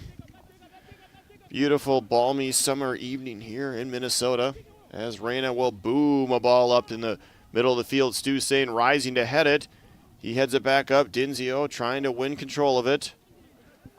Overhead kick by Shillington. He gave RKC a 2-0 lead as Riley goes tumbling down. I don't know if Stu Sane got a hold of him, but RKC attacking in the box, left-hand side. Defended by Acondo beautifully. Acondo deflects the ball. Now RKC same player trying to work his way back. He rolls it back, finds O'Connor. O'Connor spins the ball in. Controlled by Leo Kane. Now ball one, RKC a cutback pass. Riley controls on top of the box now. Riley defended by Leatherman, defended by Kane. He spins past two of them. Riley with a driven cross, perhaps a shot. I don't know exactly what that was. Either way, it's going to be a goal kick for St. Croix as Nolan Meyer will put it back into play here in just a minute for Legends. St. Croix been having a bit of run of play. I don't know if there was some tactical changes or if just maybe some sort of speech from Coach Tyler Oliver getting him more amped up for the second half. But this looks like a different team than we just saw a few minutes ago. No, I totally I agree 100%. Is the tempo in which they're playing is a little bit much more higher. And I noticed even with the Rochester game, right? The first half they were just a little bit slow, a little bit more sluggish. In the second half, they seem to be able to play a little bit more quick, a little bit more faster, and so the tempo definitely changed. RKC still controlling in their half. Big booming ball played across. Strachey defending. Alan Alonso couldn't quite get to it. He was offsides anyway as he admits his error. And now St. Croix will put the ball back into play. Schraggy will play it in off a free kick. Now Acondo will jog over. It'll be up to him. Team pushes up the field a little bit more.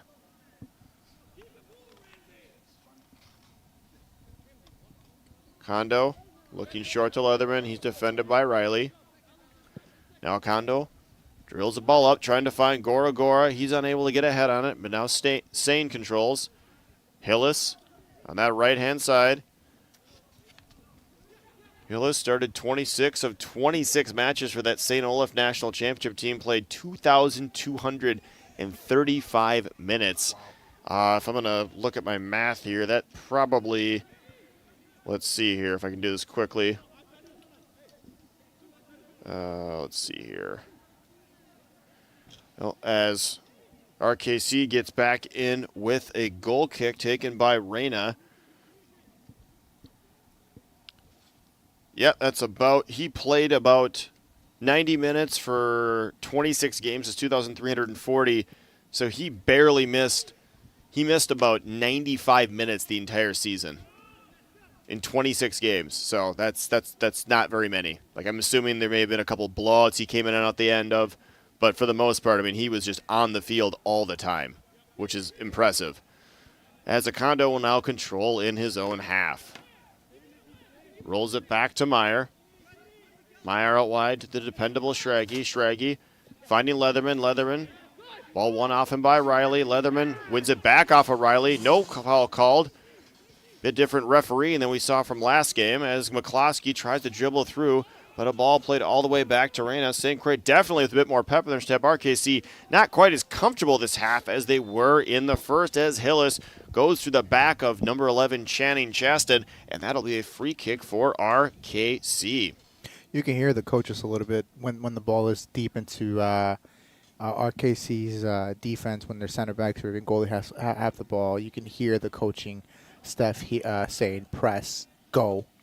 So it seems to me that they're looking to be able to create a turnover in their really high up the field, and so they're pressing a little bit more harder than they were in the first half. McCloskey finding his St. Olaf teammate Bechtel. Bechtel with a shot out, pass out wide to Kane. Kane charges into the box. His first touch took him in. He cuts across the top of the box. Kane with a shot. Was seemed like it was headed for that side panel. Reyna anticipated it perfectly. He didn't have to dive. He just got to that right away. Kane with a bit, again, as we're seeing in this first part of the second half, St. Croix with a bit more danger. Again, just a bit more lively and not giving his RKC as much time on the ball. They're not just swinging the ball around the back as much. They are being more. They're playing quicker, more direct, bit more fire in their belly. It's good to see in the second half. Yeah, I mean, and that came from somebody who I think is going to be a difference maker in this game, or someone that's going to be creating the chances, and it's Leo and on the other side Casey, and that came from quickly moving the ball as quick as they can to be able to find Leo, and Leo cutting in and beating his man on the outside wants to be able to get that chance. So keep trying to find those outlets, keep finding to circulate the ball a little quicker, and hope that they're able to create some kind of a play. I've seen a bit more of that from St. Croix this half. A couple minutes ago, I just wanted to mention Acondo made a beautiful defensive play and not only managed to clear it, but he cleared it to a teammate.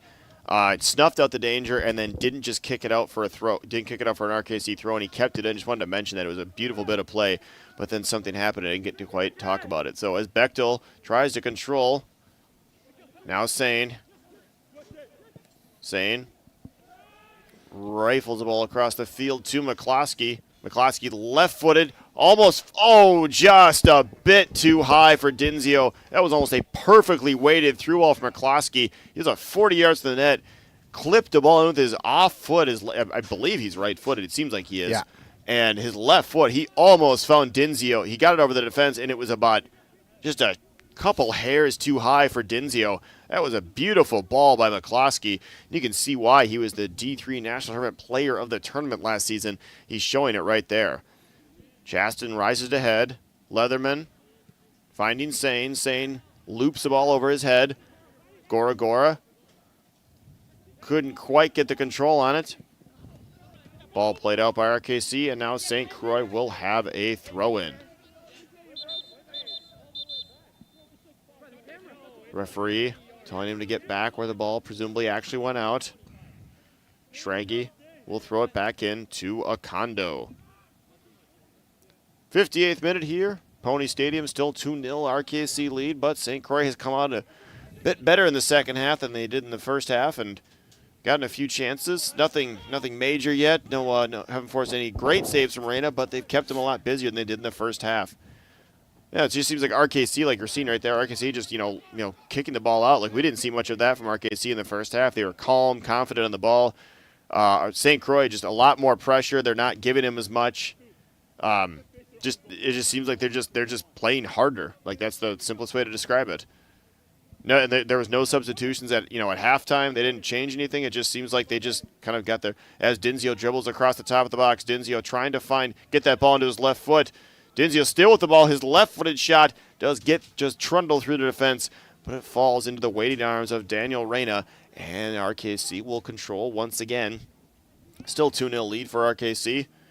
17-minute PK from Jaden Strumeyer, and a 33rd minute rebound from Callum Shillington is the difference in the game right now as Stu Sane controls. He loops the ball to the left-hand side. It's a bit too much for Leo Kane, and RKC will have a throw-in. We are going to have a substitution. Looks like Shea Bechtel is coming off. He'll be coming off here in about the 60th minute. He'll be replaced, I believe that's number 9. I believe that's Asher Ozuzu.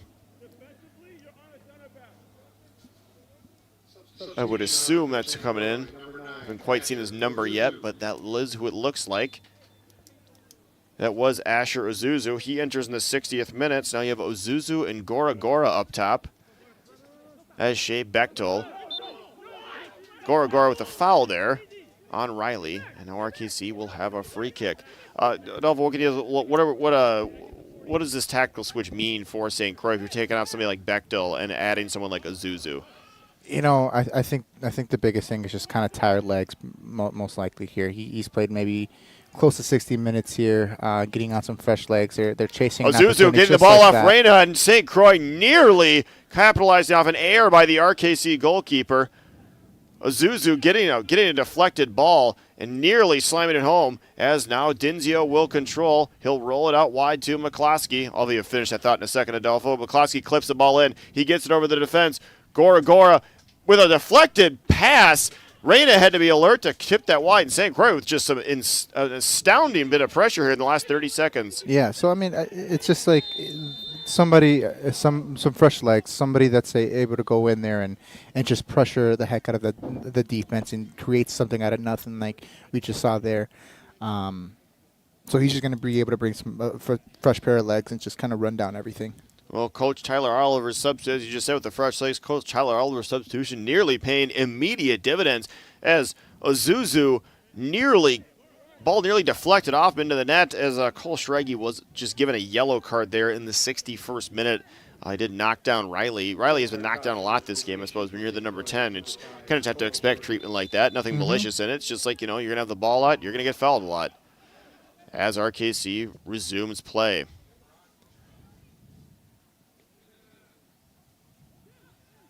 RKC on the left-hand side, defended by Acondo. Ball cut back. Schraggy in the right spot, managing to snuff out the danger as McCloskey finds Dinzio in the midfield. Dinzio with an excellent slide tackle.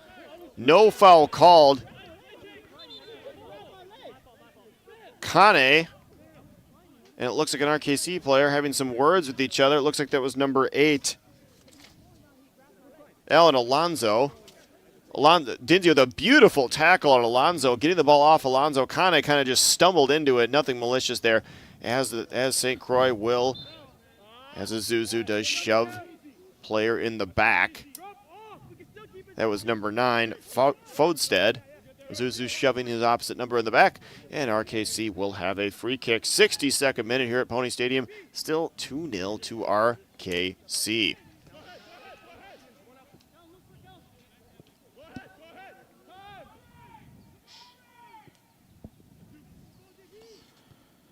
RKC trying to control in the middle. Ball deflects off Sane.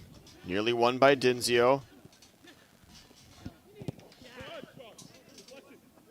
And now RKC with a throw-in.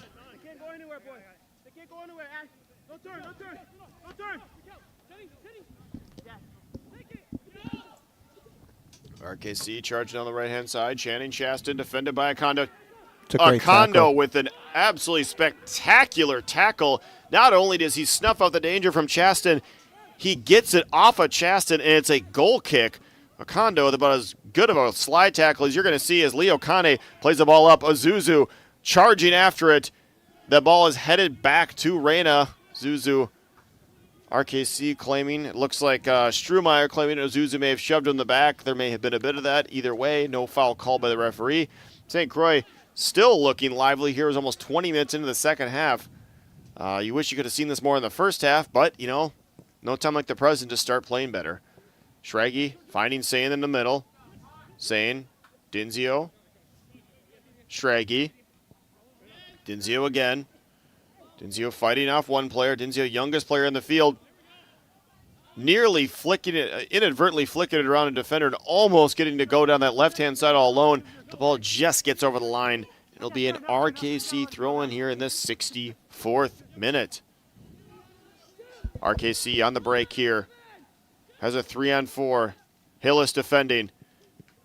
And a rifled shot low. Nolan Meyer coming out, making himself big. Excellent bit of goalkeeping, and the shot rockets off his left foot. It'll be the result in the 6th corner of the game for RKC. RKC getting a kind of a surprise break there. Really haven't done much this half regarding that. And Hillis forcing the shot outside like he should, and Meyer playing perfect goalkeeping. Came out, cut the angle down, as we see here on the replay. Looks like Kevin Andrews defended by Hillis, and just an absolutely bullet hit by Andrews with his left foot, but Meyer managing to steer the danger clear, and the game remains 2-0. 3-0 at this point. That'd be a real tough mountain to climb for St. Croix. No, I agree. They came out playing. As we a shot, RKC with their corner ball was headed out, and a shot comes back in. As now Fodstad crosses the middle. And that probably will be an RKC throw-in, judging by their action, and it is. No, yeah. St. Croix they came out second half playing just a little bit more intense, a little bit more of pressure on the ball, and just kind of pressing them in their half, and just winning their 1v1 defensive battles. With a better idea of exactly circulating the ball. Their off-the-ball movement has improved a lot from the first half. The circulation of the ball from one side to the other has been a lot better. We saw earlier in the second half that ball coming from on the right side and then finding its way over here to Leo, and Leo having that driving straight across the 18 and having that shot there. So it's slowly coming in. The press from Asher as well. If they keep this up, I can see them getting that goal and hopefully going for that tie. We'll have to hope that happens the rest of the half. As a throw-in, Shillington heads it into Hillis. Hillis clearing the danger right away. Andrews controlling the ball off the bounce. Schraggy trying to find Gora up top. A little bit too much. Riley again. Now RKC plays it up. Fodstad defended by Schraggy. Now Sane in the middle. Sane easily finds McCloskey out wide. McCloskey will swing it back to Hillis. Sane in the middle. Sane looking for a pass there. The ball just clipped off his plant foot. Just a little bit of inadvertent there, and as it is. And then Gora knocks over. He'll be getting a yellow card, it looks like. Michael Riley knocked over yet again. So it's the 3rd yellow card of the game for St. Croix. So Gora gets one here in the 67th minute. So we're still 2-0 RKC lead here at Pony Stadium.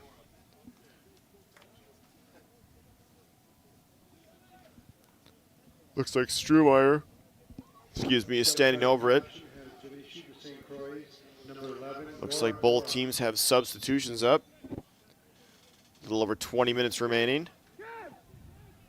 Kevin Andrews out wide to O'Connor, trying to find Riley in the middle. Stu Sane trying to play a big ball up to Gora. Couldn't quite find him.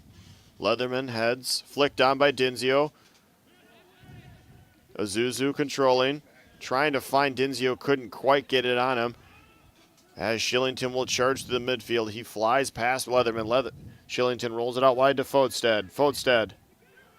Defended by Schraggy. Cut it across the middle. Okondo beautifully placed. And he'll boom the ball clear. Looks like the officials, looks like either Gora or Zuzu was offsides on that clearance by Okondo. They were just a step onto the RKC side. They were a bit offsides, and now RKC will have a free kick at about half field. Yeah, the 2-0 lead is a very dangerous league in this sports. I think whoever is able to go ahead and convert either that 3rd goal or that 1st goal for St. Croix, it becomes a dogfight. That 3rd goal for RKC will definitely be the dagger, so let's see who gets that next goal. We'll have to see, though. As we both remember, St. Croix did have that 3-0 lead against the Minnesota Super Cup game a few weeks ago, and in the 70th minute, and then the game ended 3-3. So we'll have to see if St. Croix can, do a reverse of that today, as Sane controls in the middle. Sane finds Leatherman. McCloskey defended by Riley, the 2 number 10s. Leatherman in the middle to Sane. Rolls it out wide for Schraggy. Now Kane. Kane to Dinzio. Dinzio to Sane. Sane. Kane trying to get a cross over his left foot. Couldn't quite wrap his foot around the ball. And we'll have a goal kick here in the 70th minute for RKC.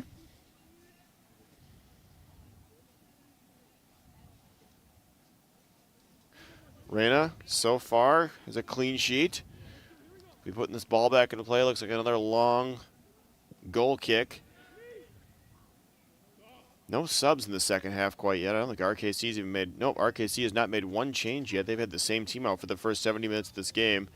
As a foul is called on RKC, and now St. Croix will have a free kick in their own half. Schraggy on this left-hand side. Lays it off for Kane. Kane trying to flick it outside to Schraggy. He does. Schraggy trying to find a Zuzu in the middle. And now RKC will just clear it up that right-hand side. Ball stays in. Channing Chaston on it. Defended by Sane. Sane plays all the way back to Meyer.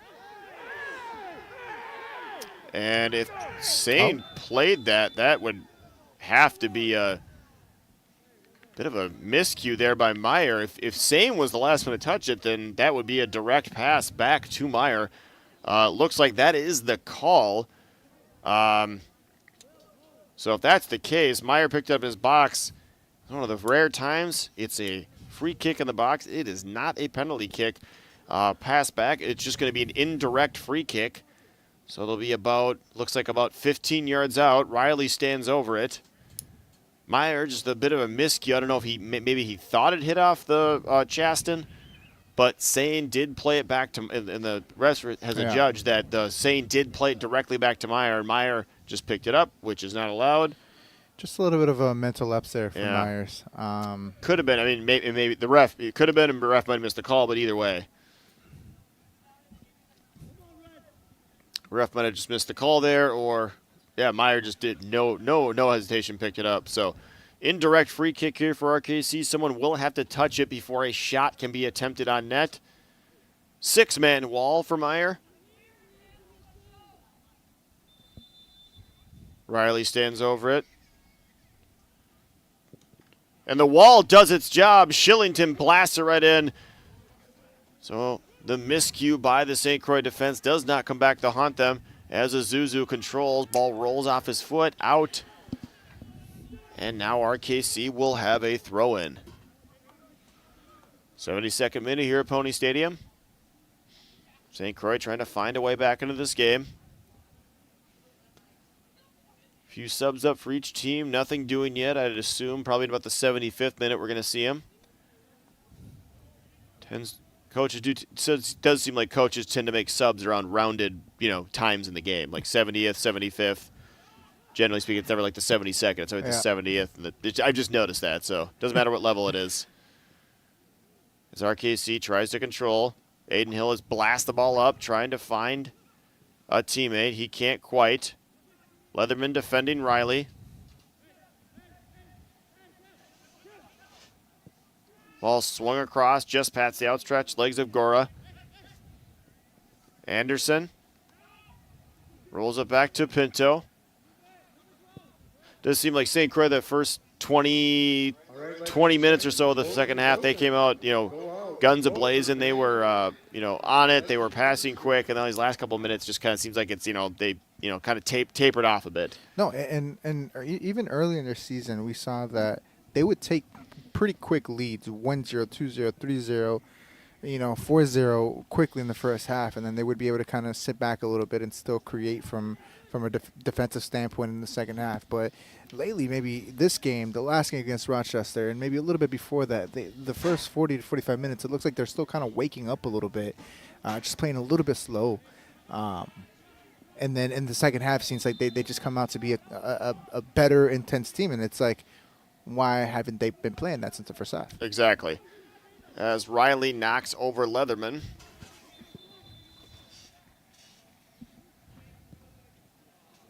McCloskey trying to play that in quick. Referee wants a word with Leatherman and Riley, making the universal hand gesture for no more. I don't want to see any more of that, so you'd have to expect if either one fouls the other one here in the last part of the game, we're probably going to see a yellow card. Only 4 today? Yeah, only 4 today. Only 4 yellow cards today, and this is about a game with about as many fouls as the last game. It's just we had 14 yellow cards. As Hillis stands over the ball, 75th minute here. St. Croix trying to find a way back into this game. You hear Jake Smothers there from the bench yelling pretty loud, I think, for everyone here to hear, to get his team to get up the field on that free kick. And I think that's kind of the note for them, is to get up and press up and just get a little higher. Kind of have to throw a bit of caution to the wind as, Meyer rifles a ball that smacks off of, I believe a handball was called actually on that. I think if Riley did get a handball, I think that was more of just complete self-defense. I don't think he was, that was not him trying to stop. That was him going, oh no, this is coming to a sensitive area in my body. I would like it to not hit there. So as we are going to have a substitution, looks like Leo Kane is going to come off here. Looks like Leatherman's going to shift out to his position on the left. So Leo Kane exiting the game. We'll have that substitution for you in just a second. Number 14, Will Kidd. Will Kidd entering the game, plays his college soccer at St. Thomas. He is also from St. Paul, Minnesota, as Meyer puts the ball back into play. Leatherman out wide to Schrage. Fun fact, Will Kidd and Coach Tyler Oliver played together growing up in club. And played together at St. Thomas. Oh, interesting. I did not know that. It's got to be kind of odd when one of your former teammates is now your coach. Mm-hmm. It's got to just be just a little weird. You play a sport with someone for that long. You know them personally. You know you have some stories about them. Their quirks and foibles. Now it's like, oh yeah, now you're telling me what to do. So just kind of interesting. Absolutely, it was very. I got in touch with Will Kidd not too long ago. Him training and. Seeing, I think he's about 28, 29, still playing with a bunch of youngsters that are in college, and played with Minneapolis City for a good minute too as well. And it's nice seeing him back in the St. Croix jersey. It is good to see him back here. He was trying to help St. Croix find a way back into this game. As Schrage will play the ball up and controlled by Reina. RKC did just have a substitution here in the 77th minute. Number 14, Felix Hoyler, entering the game in place of number 9, Michael Fodstead. Was looked away for a second, not entirely sure what happened. The referee telling Stu Sane and Gorogora to exit the box as Reina will put the ball back into play. St. Croix still with no way back into this game yet, but there is still about a little less than 15 minutes. We still have some stoppage time, so hopefully they can work something and drag a point out of this game. St. Croix they had won 7 games on the bounce before their game against Rochester, and then that loss, and hopefully it's not going to be a second consecutive loss. As Sane controls, he swings it out wide, finding McCloskey. McCloskey trying to work some magic. McCloskey trying to find a way through. Sane with a rising shot. Struck it well, just the aim wasn't quite there, and the game remains 2-0.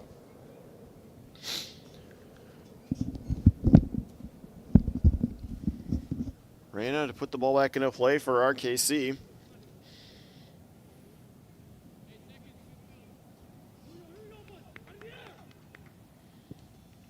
Booming ball played up.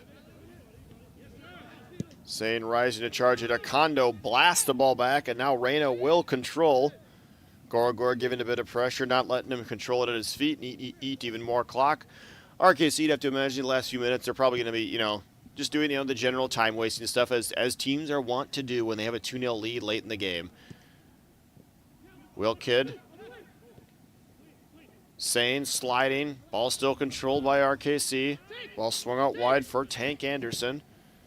Anderson down that right-hand side to Chaston. Defended by Dinzio. Schrage pushed up the field a little bit. Looks like Dinzio has dropped back into that left center back position. Ball played through the legs of Dinzio. Right-footed shot, and Meyer dives to his right easily and makes the save. The ball is sailing well wide, but got to get the ball back into play as quickly as possible. Meyer making the correct play as Dinzio will now control. Dinzio with a left-footed blast all the way across, trying to find McCloskey. McCloskey chests it down with ease. McCloskey finding Kidd. Back to McCloskey in the middle. Kondo spinning a ball left on the left-hand side to Leatherman. Leatherman with a beautiful one-touch pass. Cole Strachey pushed all the way up. Leatherman finding Ozuzu in the middle. His header goes up. Kidd plays it back in, and Ozuzu couldn't quite get a foot on it.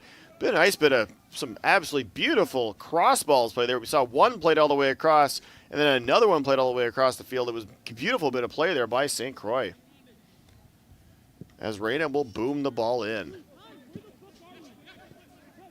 That's what we we talk about this the whole game. That's what we want to see from St. Croix. Quick balls played. Switching the field. Not giving RKC time to set up their defense. Yeah, and I think the biggest factor from the first to second half is just, again, the tempo in which they're playing.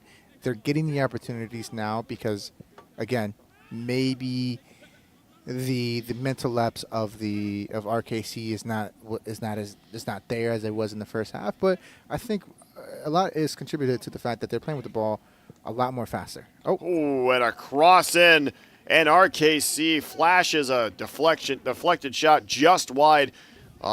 Players all alone in the box. Meyer was rooted to the spot. There was really nothing he could do there. He kind of had to hope the ball either went wide or hit him, because as McCloskey plays a big ball up, Cole Strachey played through. Strachey, the ball just a bit too high. Looks like Dinzio has actually dropped back into Strachey's spot. Strachey has pushed up. Not sure if that was some director from Coach Oliver, or if it was kind of organic thing, but Strachey has been pushed up for the last few minutes here.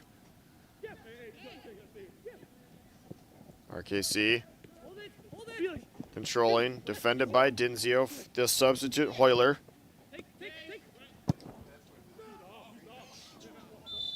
Offsides, easy call there for the sideline official. 81st minute here at Pony Stadium. Still 2-0 to RKC, as St. Croix tries now to have 2 losses in a row for the first time this year. Hoping to work their way back into the game somehow. Aiden Hillis, ball up to Ozuzu. He chests it down, finds McCloskey out wide. McCloskey trying to find his way around a defender. He does. McCloskey winning a corner for RKC. That's just their 3rd corner of the game. First one they've had for a while. Dinzio maybe trying up to take this. Maybe McCloskey could run over to take this. It looks like Dinzio is going to run all the way over to take this.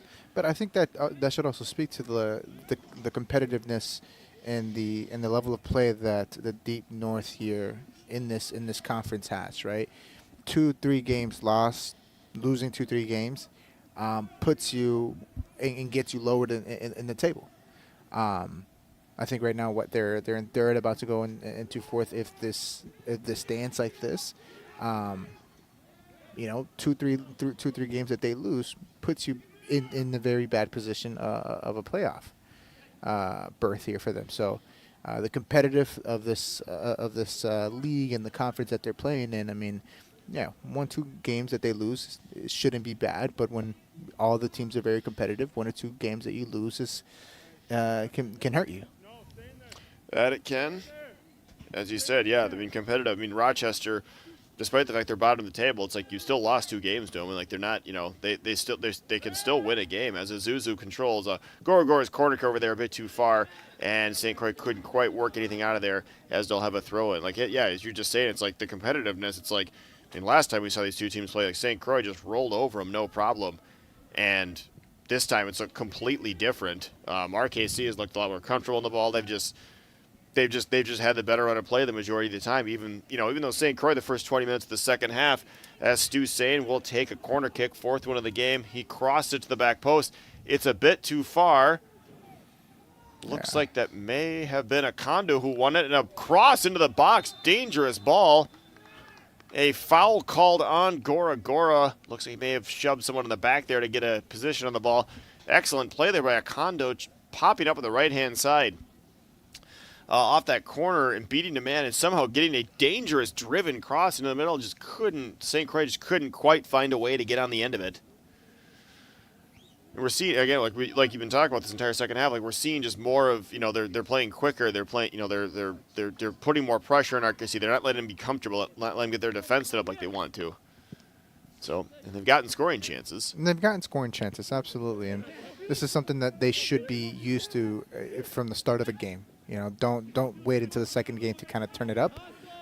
Should be standard that the moment the game starts, this is the type of soccer you guys want to play. And Dinzio wins the ball off, finds Schraggy. Stu Sane controlling. He finds Kidd in the middle. Kidd rolls it back to Leatherman. Leatherman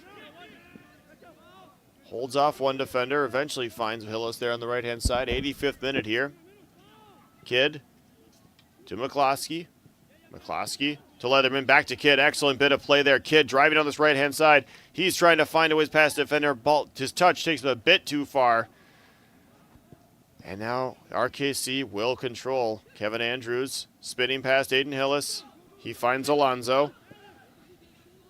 Alonzo back to Andrews. Andrews trying to find his way. Oh, ball slips past Akondo's foot. Akondo with an excellent slide tackle. No foul called. Akondo has had several just beautiful slide tackles, taking the ball and the player as a big ball played. Ball flicked back. Gora now controlling. Akondo has been stellar since entering the game for Jared Hecht in the 30th minute. Gora tries to put a low cross in, deflects off an RKC player. Akondo with just some absolutely beautiful. That was dangerous because of the spot it's in, because he's off by, inches, and that's just that's a penalty kick, and that's the end of the game. I think that was a very great tackle. Came from his mistake though, right there though, that he had to clean it up. Luckily, he was able to clean that up perfectly fine. Cleaned it up and kept it 2-0 to RKC. Third goal here would be pretty much a dagger as Dinzio plays a big ball over. Beautiful left-footed cross, finding McCloskey. He drops it down. Ball flicks off an RKC leg, and we'll have a throw-in deep in the half. Looks like RKC is going to have a substitution. They've only had one so far. Looks like Channing Chasten's exiting the game.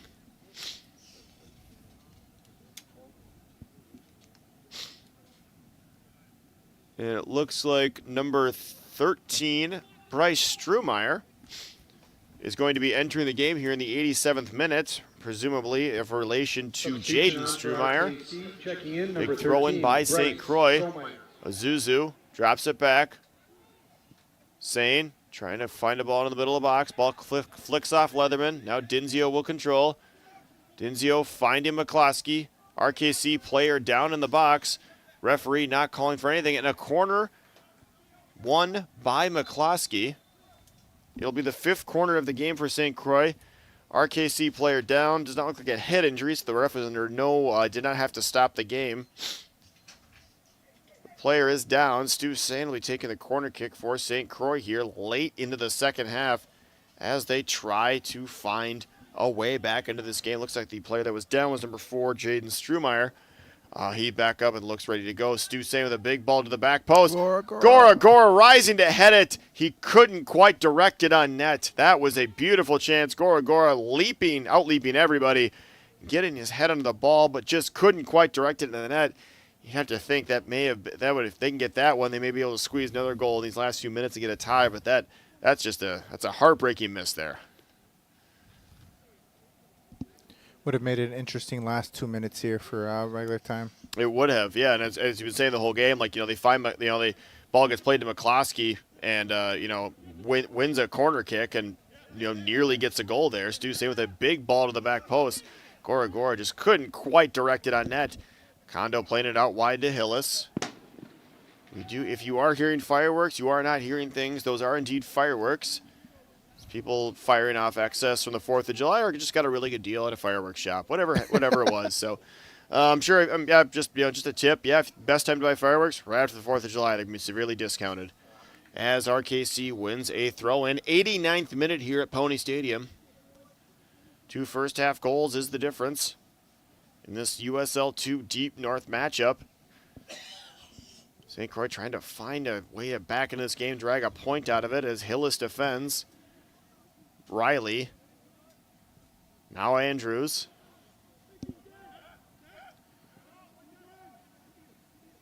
Andrews finding Alonzo.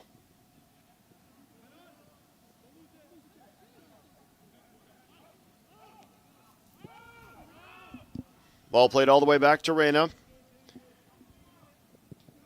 Zuzu nearly getting to that one as Reyna just plays a big ball. It'll roll into the waiting arms of his opposite number, Nolan Meyer. Meyer blasting a punt up the field, just trying to get something going. Ozuzu heads the ball almost equally as high. There's another firework. Ozuzu with a right-footed blast from 30 yards out, trying to work some sort of magic. He caught it well, put some force behind it, but just couldn't quite get his knee over the ball. And that whole game will remain 2-0. RKC with another substitution here. Looks like number 8, Alan Alonzo, will be exiting the field. He will be replaced by number 12, Benjamin Graham, will enter the game here in the 90th minute. Substitution on for RKC, checking in, number 12, Ben Graham. Reyna plays it back in.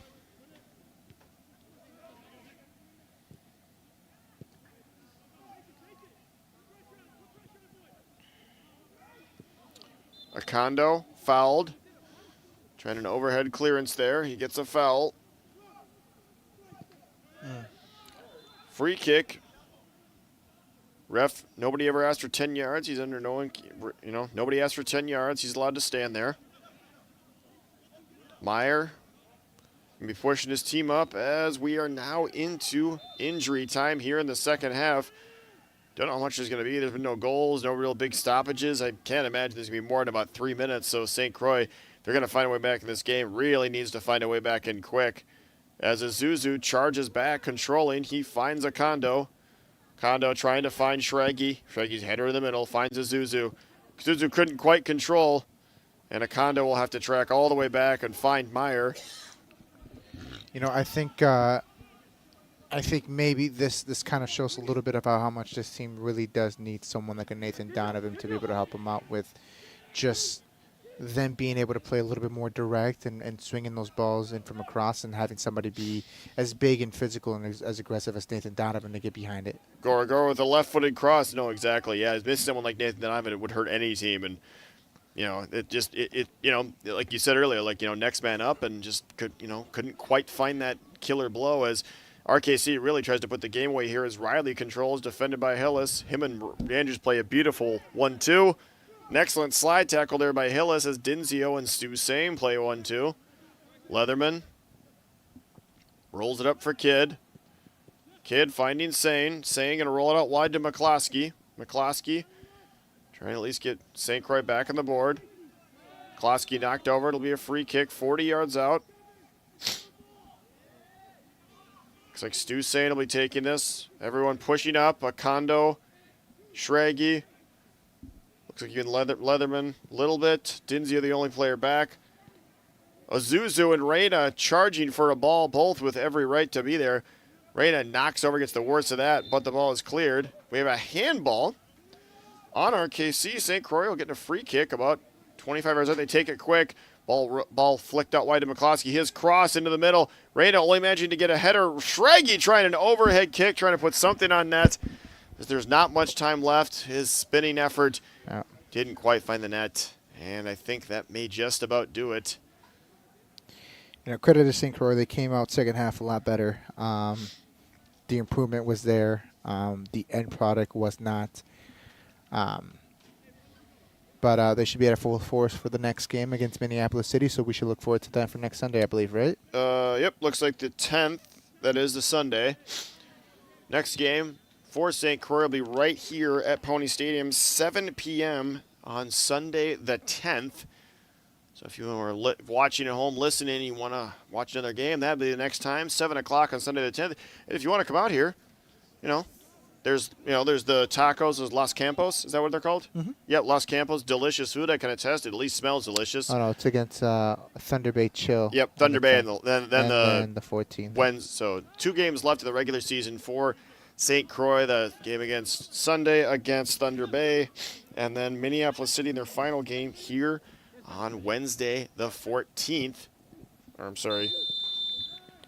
That will do it here at Pony Stadium for this match. Final score, RKC 2, St. Croix 0. Kind of a rough one there for St. Croix. They gave it a good effort in the second half. They just couldn't quite find a way into the net. No, I know. It's something that I think 2 losses in a row. Just kind of hitting a little bit of a low part of their season after just a great start, hitting top 25 in the USL2 nationwide. kind of a bad game there with Rochester that just kept getting worse and worse and worse and worse, and come here without your leading scorer to be able to help you guys out with the team that you had beaten 4-0 earlier in the season. It's just something that I think morale might be a little low right now. See how we can go in and bounce back here. 2 games left in the regular season at home, at least. See if we can get at least 6 more points. Yep, as we can see, 2 games left in the regular season for St. Croix. My apologies. It is Wednesday, that's July 10th. Now the dates make more sense to me. Wednesday, July 10th, back here at Stillwater. That one is against Thunder Bay Chill. And then their final regular season game will be Sunday the 14th. That one will be against Minneapolis City SC, the little Minnesota Derby.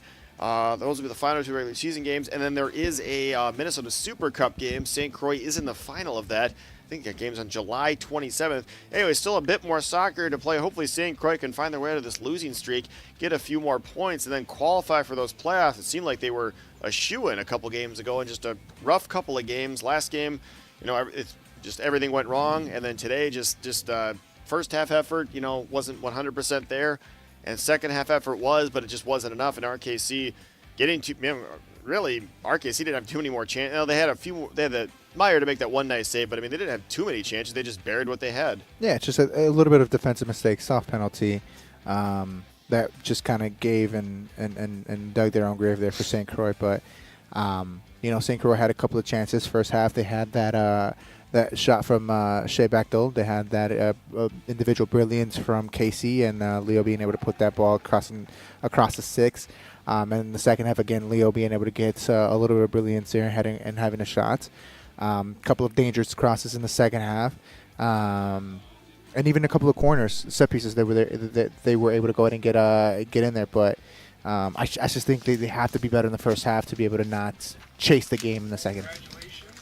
That is correct. All right, well, that'll do it here from Pony Stadium. Once again, final score, RKC 2, St. Croix Legends 0. Once again, 2 more games.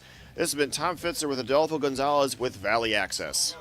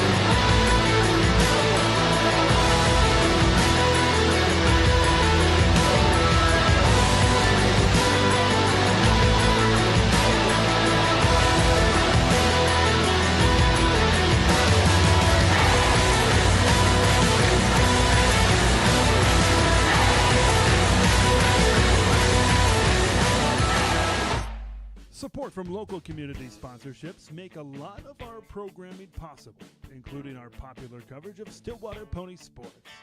Sponsor school programming,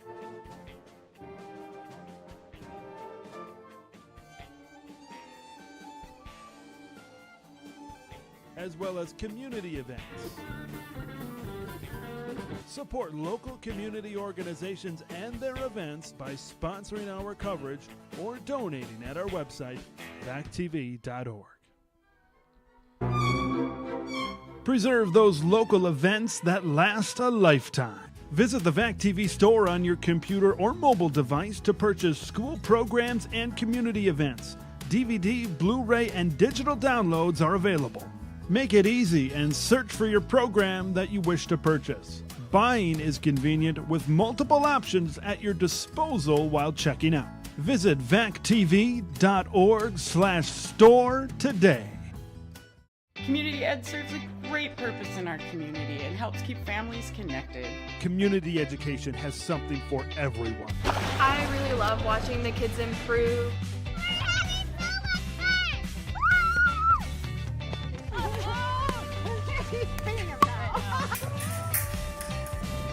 You can do it!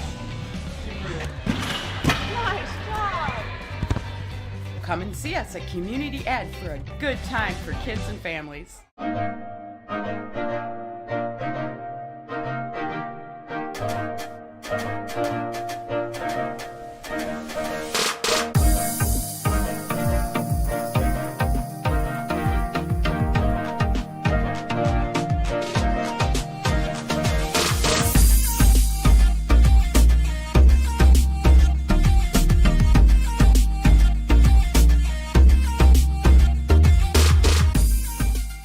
Support from local community sponsorships make a lot of our programming possible, including our popular coverage of Stillwater Pony Sports. Sponsor school programming,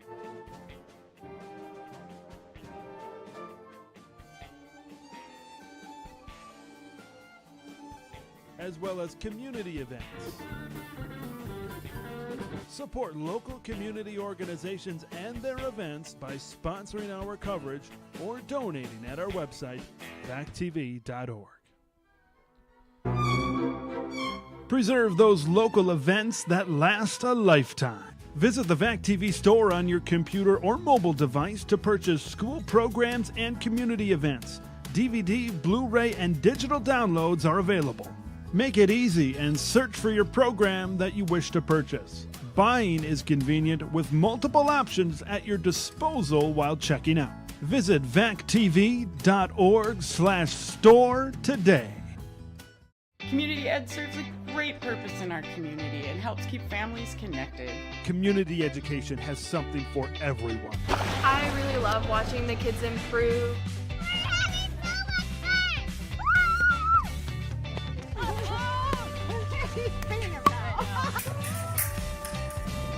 You can do it!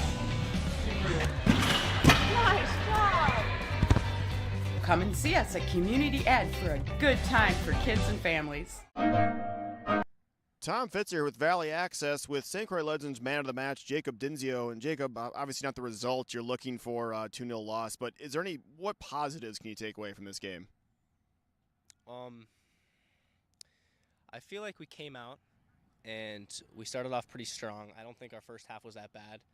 We got a couple goals that were long bounces, and I don't think we gave up.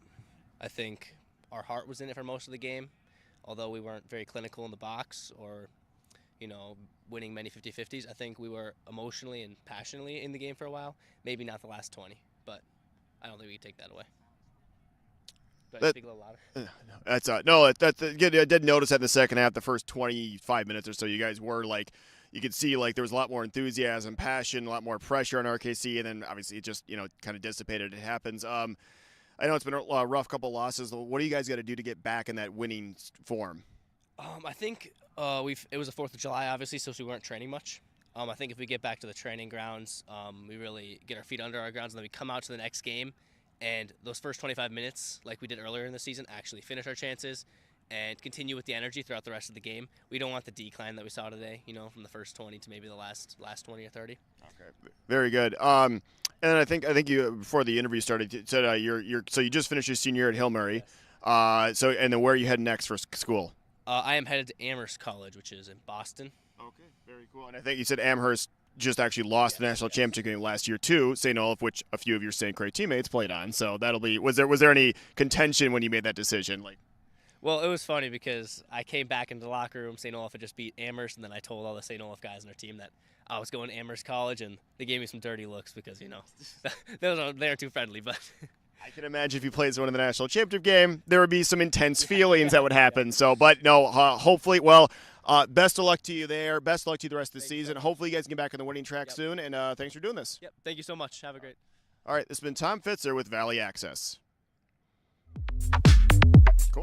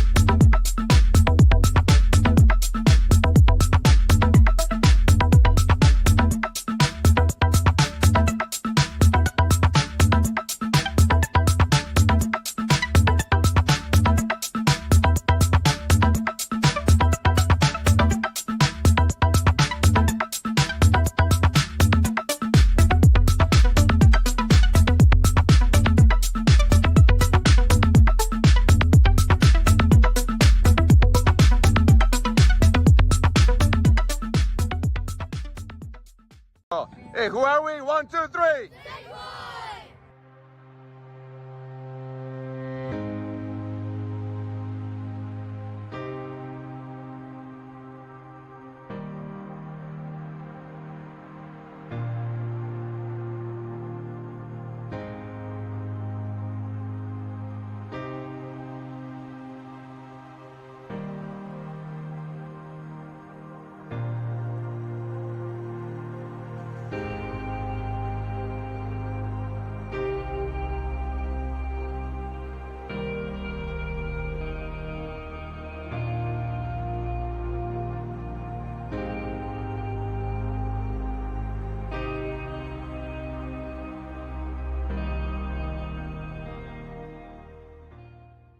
Went to nationals last year? Yes, I was. We went to North Carolina last year. It was great. How was that experience? It was good. Lots of coaches on the sidelines, which you like to see. The school I committed to actually saw me play there, and that's how I was able to commit there eventually to Drake. So it was a really good experience for that. And